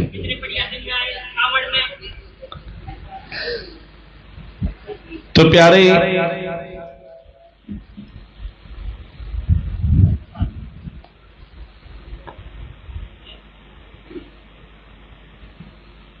कि एक मंदिर के शिवालय में श्रावण का महीना था और कुदरती सोमवार का दिन निकल आया। जैसे इस बार भी ऐसा ही हुआ ना, श्रावण का महीना और सोमवार का दिन, सबके सब खूब जल चढ़ा रहे हैं, दुग्ध चढ़ा रहे हैं, बेल पत्र चढ़ा रहे हैं, खूब सेवा कर रहे हैं, पांव रखने की जगह नहीं।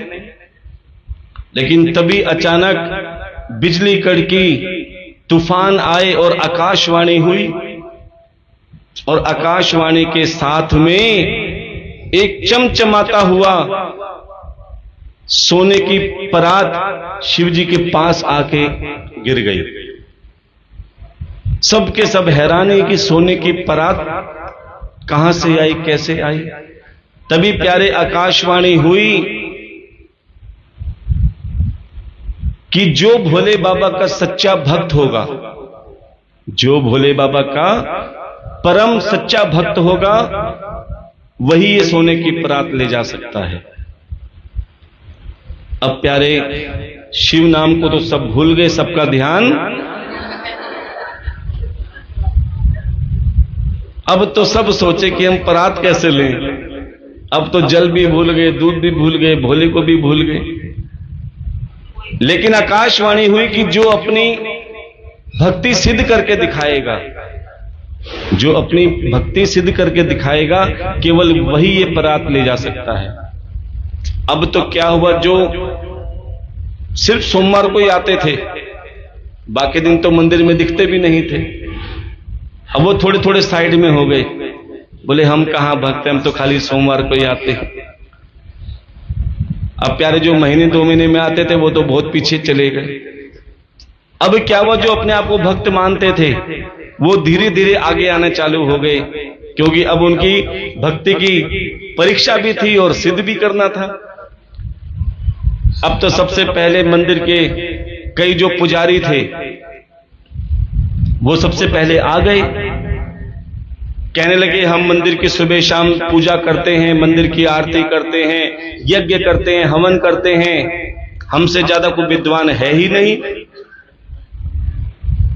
अब जैसे ही पुजारियों ने वो सोने की परात उठाई, वो परात मिट्टी की बन गई। सबके सब पुजारी हैरान कि हम तो इतनी पूजा पाठ करते हैं, इतने मंत्रों से उच्चारण करते हैं, फिर ये सोने की परात मिट्टी की क्यों बन गई। बेचारे वो शर्मिंदा होके साइड में खड़े हो गए। अब पुजारियों की बात तो हो गई, अब आई दानियों की बात, जो बड़े बड़े दान देते हैं। एक ने तो कहा ये मंदिर मैंने बनवाया, कोई कहता है मैंने इस मंदिर में 2 लाख रुपए दिए, कोई कहता है मैंने इस मंदिर में 1 लाख रुपए दिए, कोई कहता है मैंने ईंटों का ट्रक दिया, कोई कहता है मैंने सरियों का ट्रक दिया, कोई सीमेंट के, ना जाने कितनी गिनवा दी उन्होंने कि हमसे बड़ा भक्त तो कोई है ही नहीं। सबने अपनी अपनी बड़ाई बताई कि मैंने इतना किया, मैंने इतना किया, लेकिन जिसने भी वो सोने की परात उठाई, उठाते ही वो परात मिट्टी। सब के सब हैरान, कोई अपनी विद्वानी दिखा रहा है, कोई अपनी दानगिरी दिखा रहा है। जब किसी से वो परात नहीं उठी, सब के सब देख रहे हैं कि कोई तो सच्चा भक्त होगा। बहुत देर इंतजार करने के बाद में एक मजदूर जो कभी मंदिर नहीं गया, कभी कथा नहीं सुनी, कभी कोई पूजा पाठ नहीं करी, बड़े ध्यान से सुनना, वो थोड़ी बहुत जो मजदूरी मिलती थी वो अपना परिवार भी पालता था, और उसमें से थोड़ा बहुत जो बचता था प्यारे वो किसी की सहायता करता था। भगवान ये नहीं कहते कि तुम मेरी कीमती चीजों से पूजा करो, वो कहते हैं तुम्हारे आसपास कोई अगर सहायतामंद कोई व्यक्ति हो, उसकी सहायता करके देख ले। किसी भूखे को अन्न खिला के देख लेना। जब किसी भूखे को तुम अन्न खिलाओगे और प्यारे जब वो भूखा भोजन करने के बाद में जब उसका पेट भर जाता है, उसके चेहरे पे मुस्कान आती है ना, तो प्यारे वो उस गरीब के चेहरे पे नहीं, प्यारे वो भोले बाबा के चेहरे पे मुस्कान आ जाती है। और वो जो सेवा बचती थी प्यारे, वो जितना हो सकता था, कोई पशु पक्षी या जानवर की किसी की चोट लग जाती थी प्यारे, वो उसको पट्टी बांधता था। वो ऐसी छोटी छोटी सेवा किया करता था। उसको समय ही नहीं मिलता था और ज्यादा पैसे थे नहीं कि दान करे। अब वो घूमता घूमता उसी मंदिर के पास से गुजरा, देखा कि इतनी भीड़ लगी पड़ी है। तभी क्या देखा, मंदिर के बाहर कुछ भिखारी होते हैं ना, हमें बड़ा दुख होता है एक चीज देखकर, कहना तो नहीं चाहिए लेकिन बिना कहे रहा भी नहीं जाता,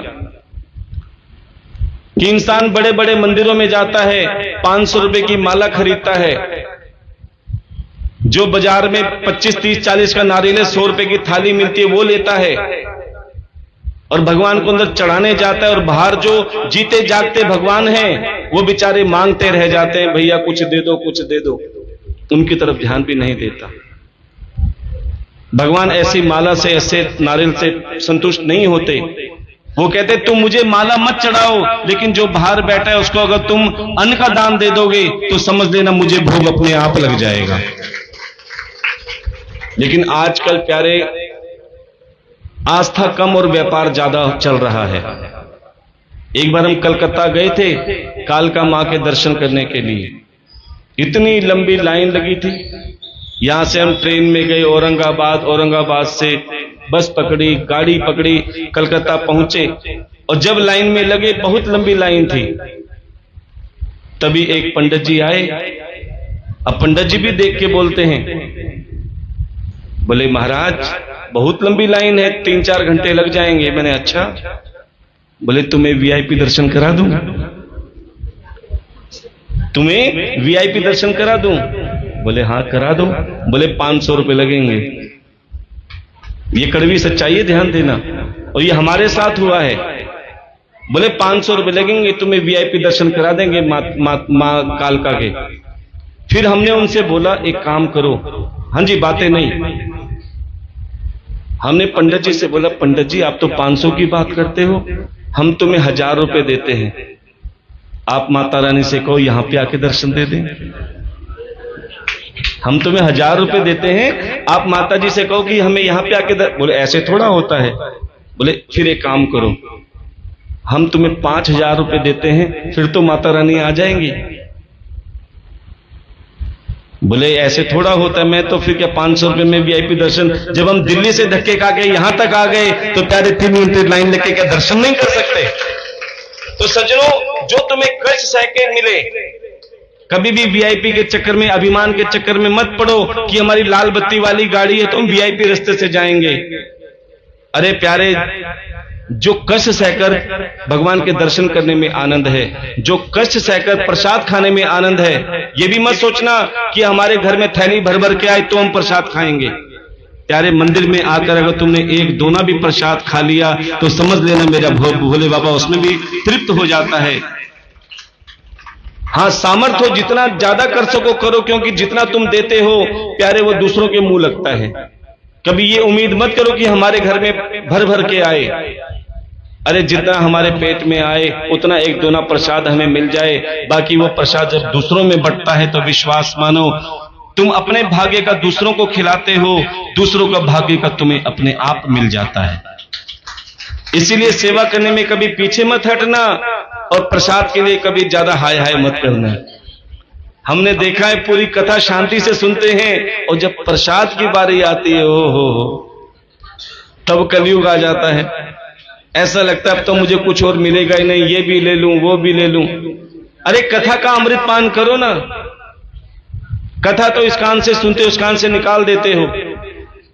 प्यारे, एक बार जैसे प्रसाद मुंह में लेते और अंदर उड़ेलते हो ना, ऐसे कथा का अमृत अपने कानों के छिद्रों द्वारा हृदय में उड़ेल देना। समझ लेना यहां से खाली हाथ नहीं जाओगे, मेरे भोले बाबा को साथ लेके जाओगे। अब प्यारे, जैसे ही वो गुजरा, मंदिर में बहुत भीड़ थी, पूरा गांव इकट्ठा हो गया। किसे देखने के लिए? भोले बाबा को, सोने की परात को। अब ये परात कौन ले जाए? जैसे ही वो बेचारा मजदूर आदमी मंदिर के आसपास गया, भैया क्या हो गया क्या हो गया, उसको दूर हटा रहे हैं, तेरे कोई काम का नहीं है, देख सोने की परात है। जैसे देख रहा था, बोले कोई है नहीं यहां का कोई भक्त। इतने में जो सेठ लोग थे उसका मजाक उड़ाने लगे, देख तेरे लिए भगवान ने परात भेजी है। क्योंकि वो धनवान थे, एक गरीब का मजाक उड़ा रहे हैं कि देख तेरे लिए भगवान ने भेजी, तू ही उठा के ले जा। वो मना कर रहा है कि मैं कभी मंदिर नहीं आया, मैं कभी कोई सेवा नहीं की, कभी कथा में नहीं गया, मैं क्या कर सकता हूं। लेकिन फिर भी आप कहते हो तो मैं कोशिश करता हूं। प्यारे, जैसे ही उस मजदूर ने वो परात उठाई, प्यारे वो परात सोने की रही। क्यों? भगवान जब भी लाज रखता है प्यारे सरल आदमियों की रखता है। जिन्होंने लाखों का दान दिया, जो कहते हैं मैंने ये किया, क्यों नहीं उठी? अच्छी बात है दान देना, ये नहीं कि तुम दान मत दो, लेकिन दान देने के बाद में क्या कहते हैं कि मैंने दिया। जो आदमी अगर मैं कर लेता है कि मैंने ये किया तो प्यारे उसका फल निष्फल हो जाता है। हां, अगर कहना है तो ये कहो कि मेरे भोले बाबा ने मुझ पर ऐसी कृपा करी कि प्यारे मुझे सेवा करने का सौभाग्य मिल गया, मुझे इनकी भक्ति करने का सौभाग्य मिल गया।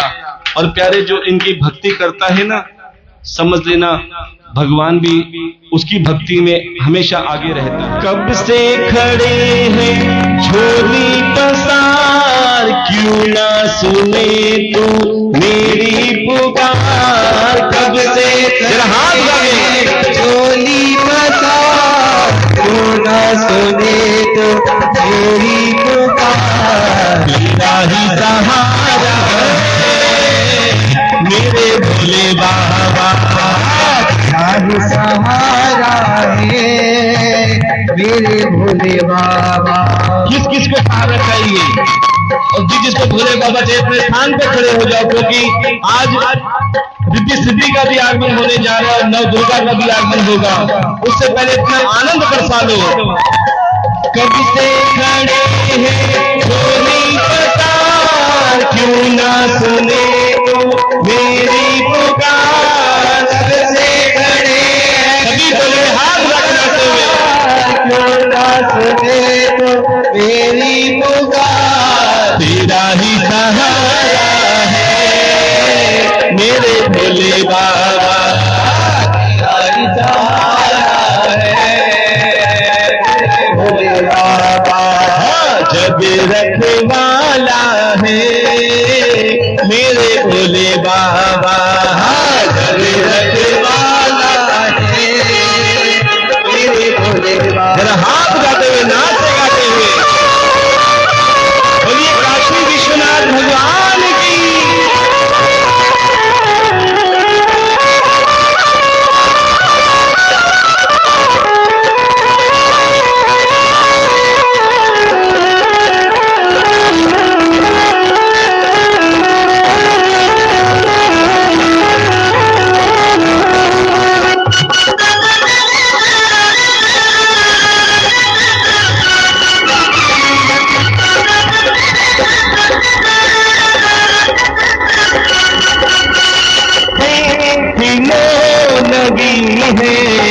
आज मंदिर में ये भीड़ भारी, देखने लगी है आज मंदिर में ये भीड़ भारी। ओ देखने लगी है आज मंदिर में ये भीड़ भारी।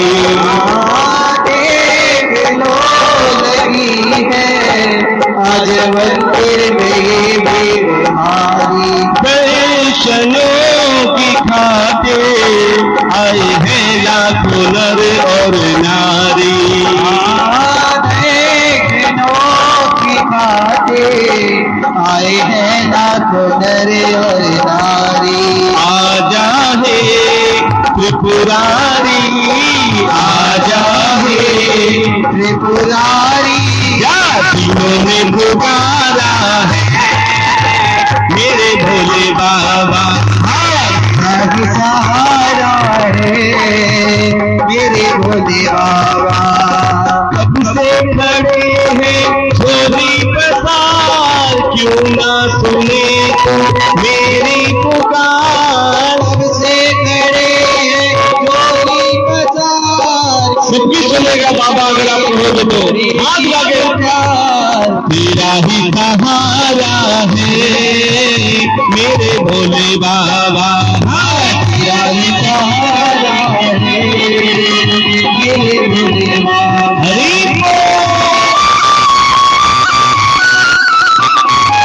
बोलिए काशी विश्वनाथ भगवान की जय।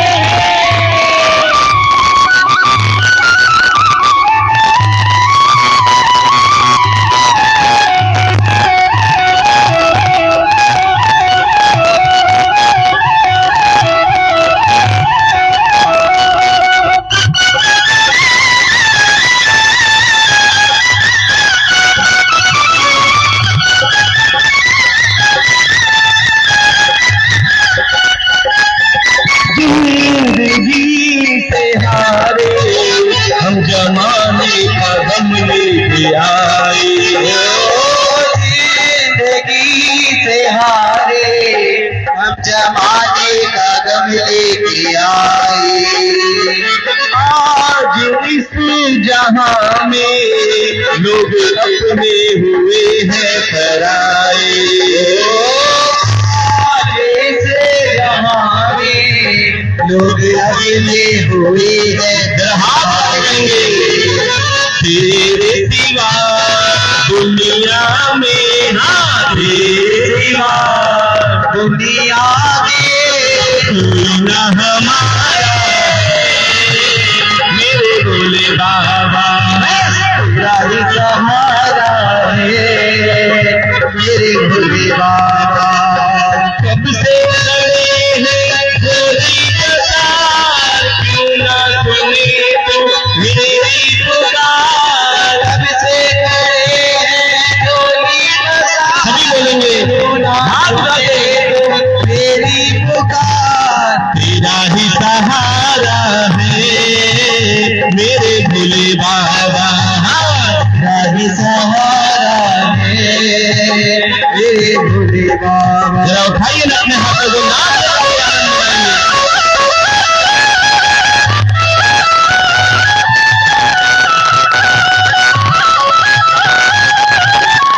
बोलिए शंकर भगवान की जय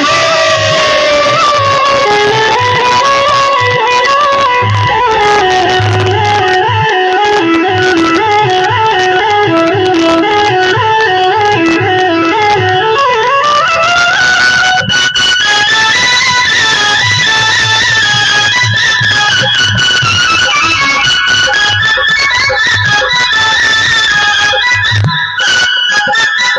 रास्ता न सूझे कहाँ जाए मुसीबत के मारे। रास्ता न सूझे कहाँ जाए मुसीबत के मारे। तेरा है तेरा दूर कर सारे संकट हमारे। आसरा है तेरा दूर कर सारे संकट हमारे।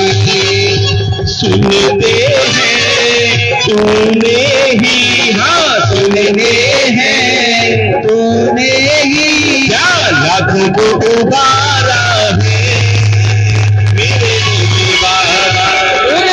दोबारा है मेरे भोले बाबा।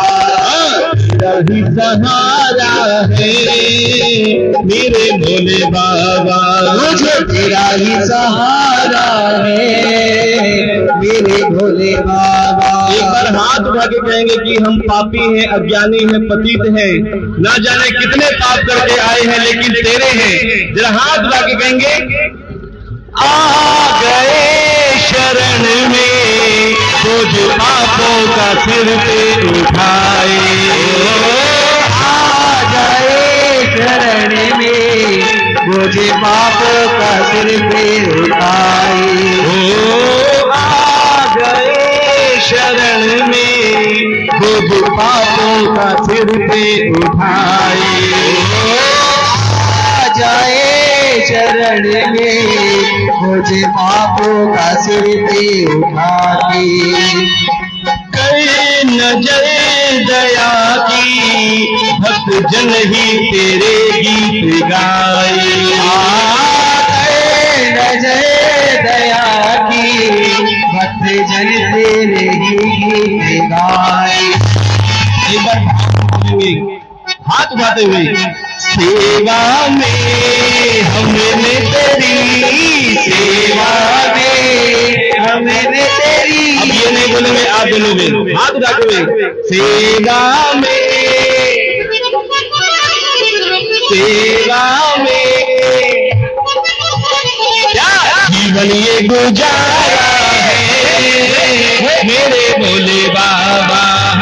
तेरा ही सहारा है मेरे भोले बाबा। तेरा ही सहारा है मेरे भोले बाबा। तेरा ही सहारा है मेरे भोले बाबा। कब से खड़े हैं झोली पसार, क्यों ना सुने तो मेरी पुकार। कब से खड़े हैं झोली पसार, क्यों ना सुने तो मेरा हाथ उठाते हुए तेरा ही सहारा है मेरे भोले बाबा।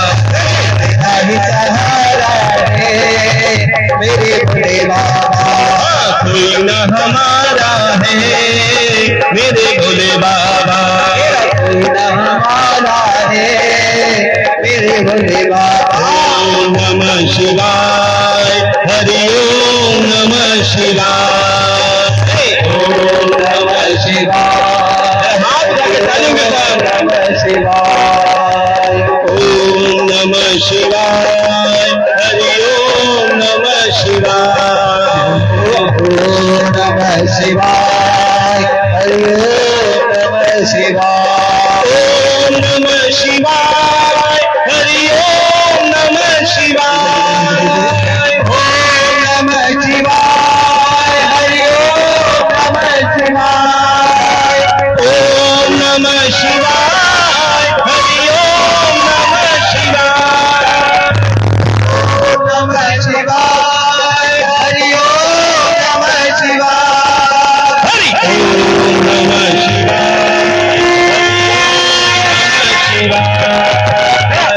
ओम नमः शिवाय, हरि ओम नमः शिवाय, हरि ओम नमः शिवाय, हरि ओम नमः शिवाय,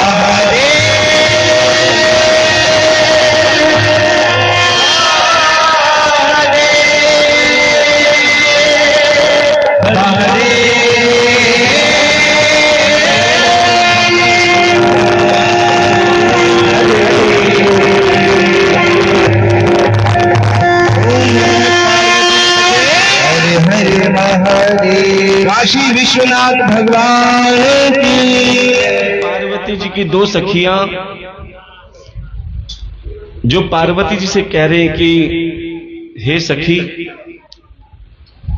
कि हम हमेशा भोले बाबा पे निर्भर रहती हैं कि जो वो कहती हैं वो काम करना पड़ता है, लेकिन हमारा भी कोई ऐसा अपना हो जो हम कहें वो काम करे।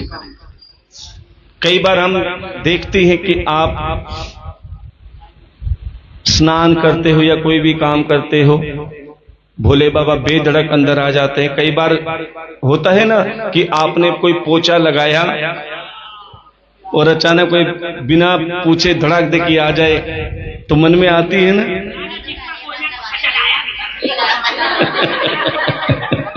जोर से बोला जाए।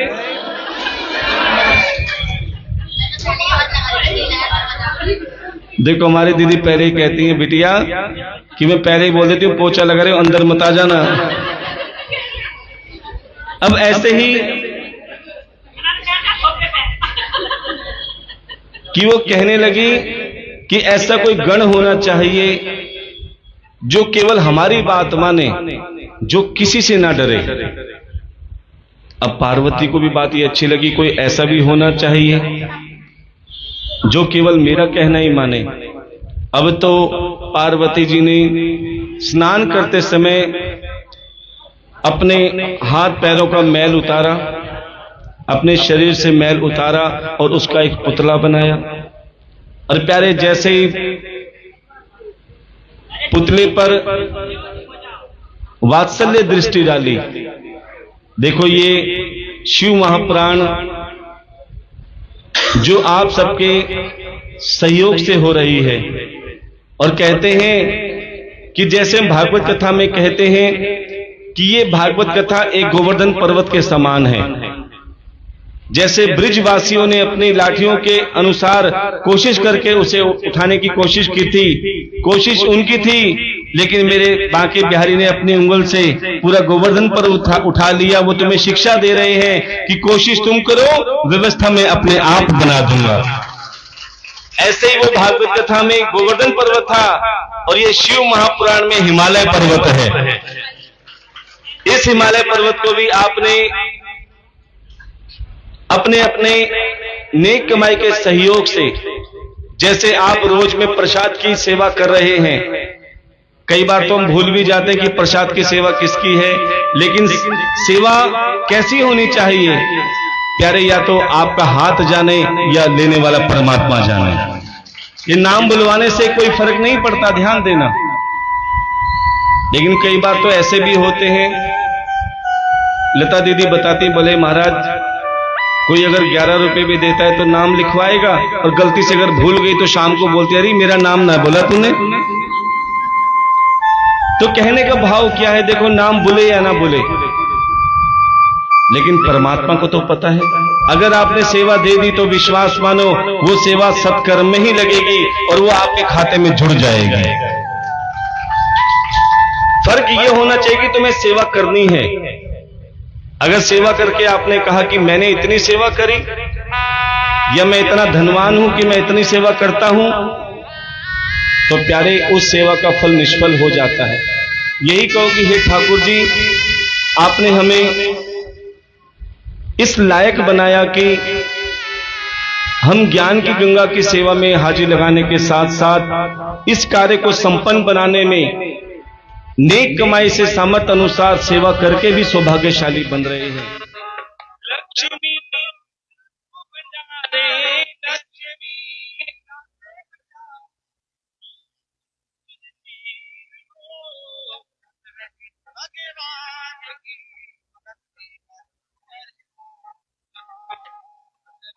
भगवान की भक्ति करो परवान। एक बार में आ जाओ फिर आगे चली जाना, एक बार में आ जाओ फिर आगे चली जाना। एक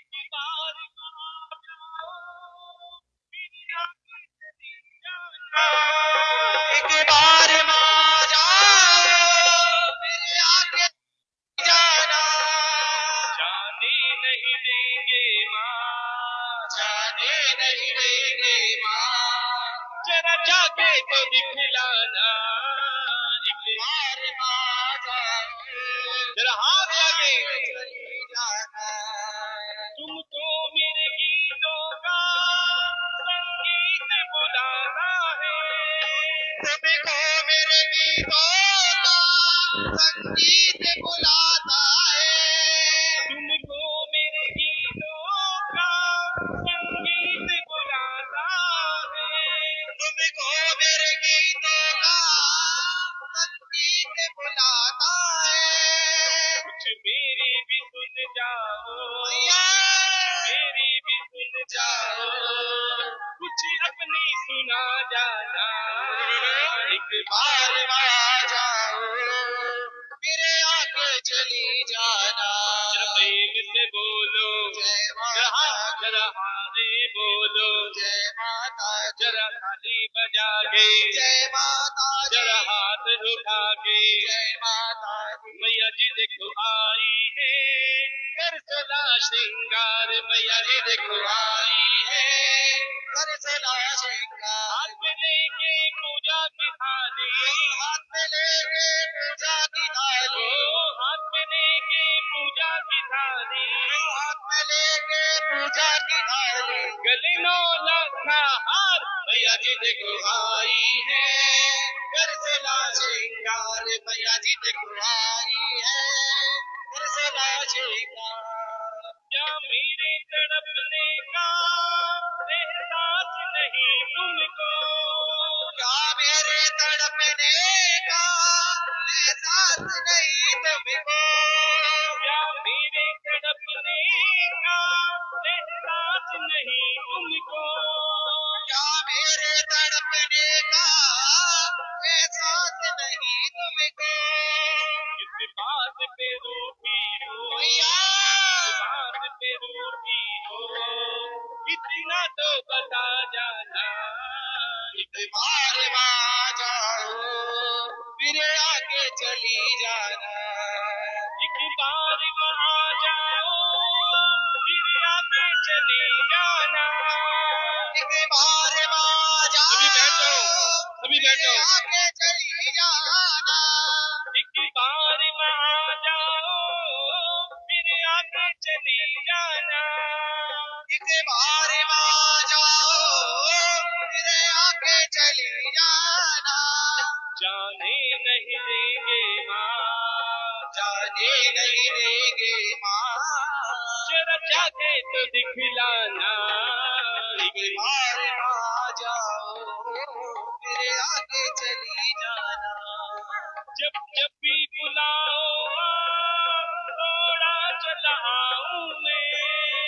तुम्हें जब भी बुलाओ थोड़ा चलाओ मैं, जब जब भी बुलाओ माँ थोड़ा चलाओ मैं, तुम्हें जब भी बुलाओ थोड़ा चलाओ मैं, अगर राह भटक जाऊं अरे राह भटक जाऊं रास्ता तो दिखा जाना, एक बार आ जाओ मेरे आगे चली जाना, एक बार आ जाओ फिर आगे चली जाना। जरा हाथ उठा के ताली बजाओ।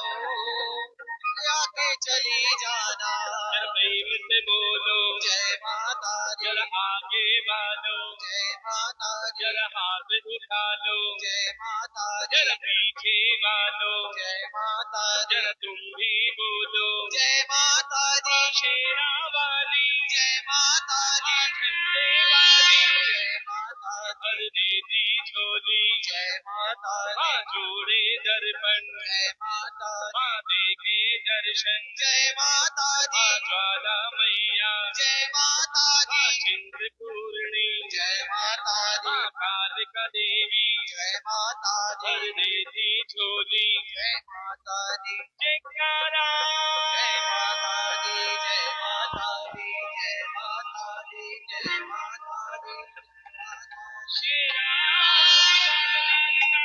बोल साचे दरबार की जय।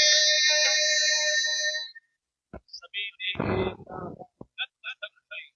तो सभी आप इन नौ दुर्गा के आगे मत्था टेकने में यही कहेंगे, भागा वाले ओ मत्था टेक लो, कर्म वाले ओ मत्था टेक लो। ऐसे हाथ जोड़ लो।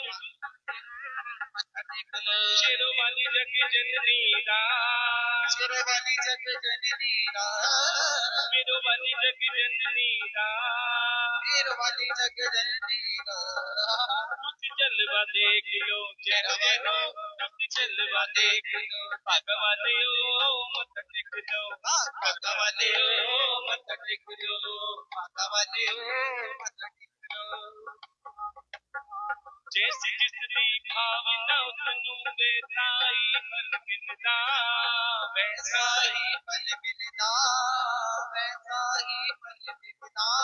जो लग छुपावे कोई परिसलू बताए सब दे दिलदार, तू पता है सब दे दिलदार, पता है सब दे दिलदार। खबर है नो सब दी, जय हो आखिर माए सब दी, जय हो दाना सब तो सुच्चा, जय हो दाना सब तो ऊंचा, जय हो बड़ों ने रंग बिरंगे, जय हो जिससे बंदे चंगे, जय हो रचाए ऐसे मोने, जय हो सजाए ऐसे मोने, जय शरदा मुताबिक लिखने हार को दिखवावे फिर वो, भगवाने ओ मत टेक लो, भगवाने ओ मत टेक लो, भगवाने ओ मत टेक लो, भगवाने ओ मत टेक लो। शेरों वाली जग जननी रा, मेरों वाली जग जननी रा, कुछ जलवा देख लो, कुछ जलवा देख लो, जय हो कुछ जलवा देख लो। मेरा गरीब खाना तुमको बुला रहा है, मेरा गरीब खाना जो महारानी को बुलाना चाहते हैं, हाथ आएंगे। है, मेरा गरीब खाना प्रिया तुमको बुला रहा है, मेरा गरीब खाना है। एक पल मांगा एक पल ही माँ आ जाओ, तुमको अगर हो फुर्सत, एक पल ही माँ जाओ, तुमको अगर फुर्सत, ये वक्त तेरी याद में, प्रिया ये वक्त तेरी याद में आंसू बहा रहा है, मेरा गरीब खाना तुमको बुला रहा है। ओ मेरा गरीब खाना तुमको बुला रहा है, मेरा गरीब खाना तुमको बुला रहा है।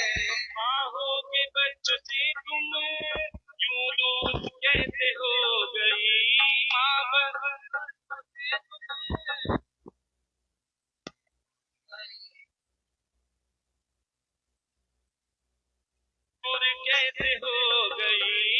दुनिया की तुम हो मालिक, मजबूर कैसे हो गई।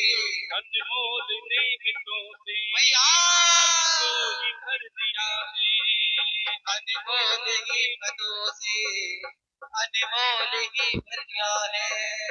हम बदनसीबों से माँ मुँह फेर क्यों लिया है। हम बदनसीब से माँ तुमने मुँह फेर क्यों लिया है।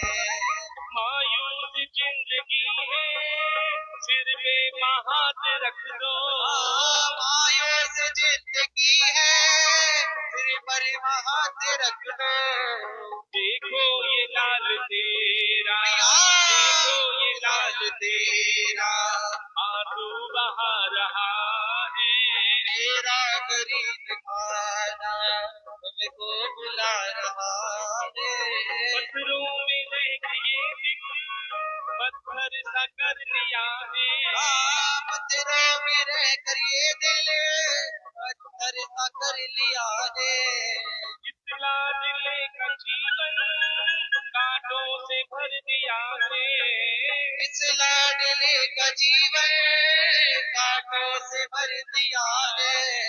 रस्ते में अब न रुकना, मैया देर ना हो जाए। रस्ते में अब न रुकना, कमजोर ना हो जाए। तेरी देर से भवानी अंधेर हो न जाए। देर से भवानी अंधेर ना हो जाए। दुनिया की बेरुखी का क्यों कर गिला करूं मैं। दुनिया की बेरुखी का क्यों गुस्सा करूं मैं। अपना नसीब जब माँ अपना नसीब जब माँ नजरे चुरा रहा है। मेरा गरीब खाना तुमको बुला रहा है। जरा देर से बोलो, जय माता ओ दी, सारे बोलो, जय माता दी, देवी माँ जय माता दी। भर दे झोली झंडे वाली, जय माता माँ दी, कान करानी, जय माता माँ दी, शेरा वाली, जय माता माँ दी, भर दे झोली जय माता दी, चंद्रपुर की जय माता माता।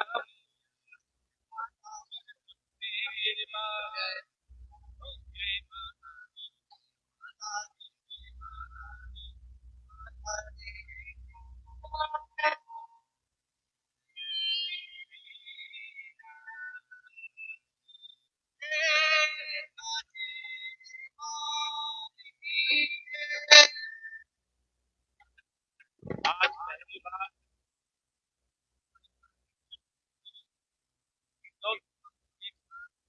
छोटी सी बच्ची से लेकर साक्षात्कार का रूप में भी विराजमान हुई।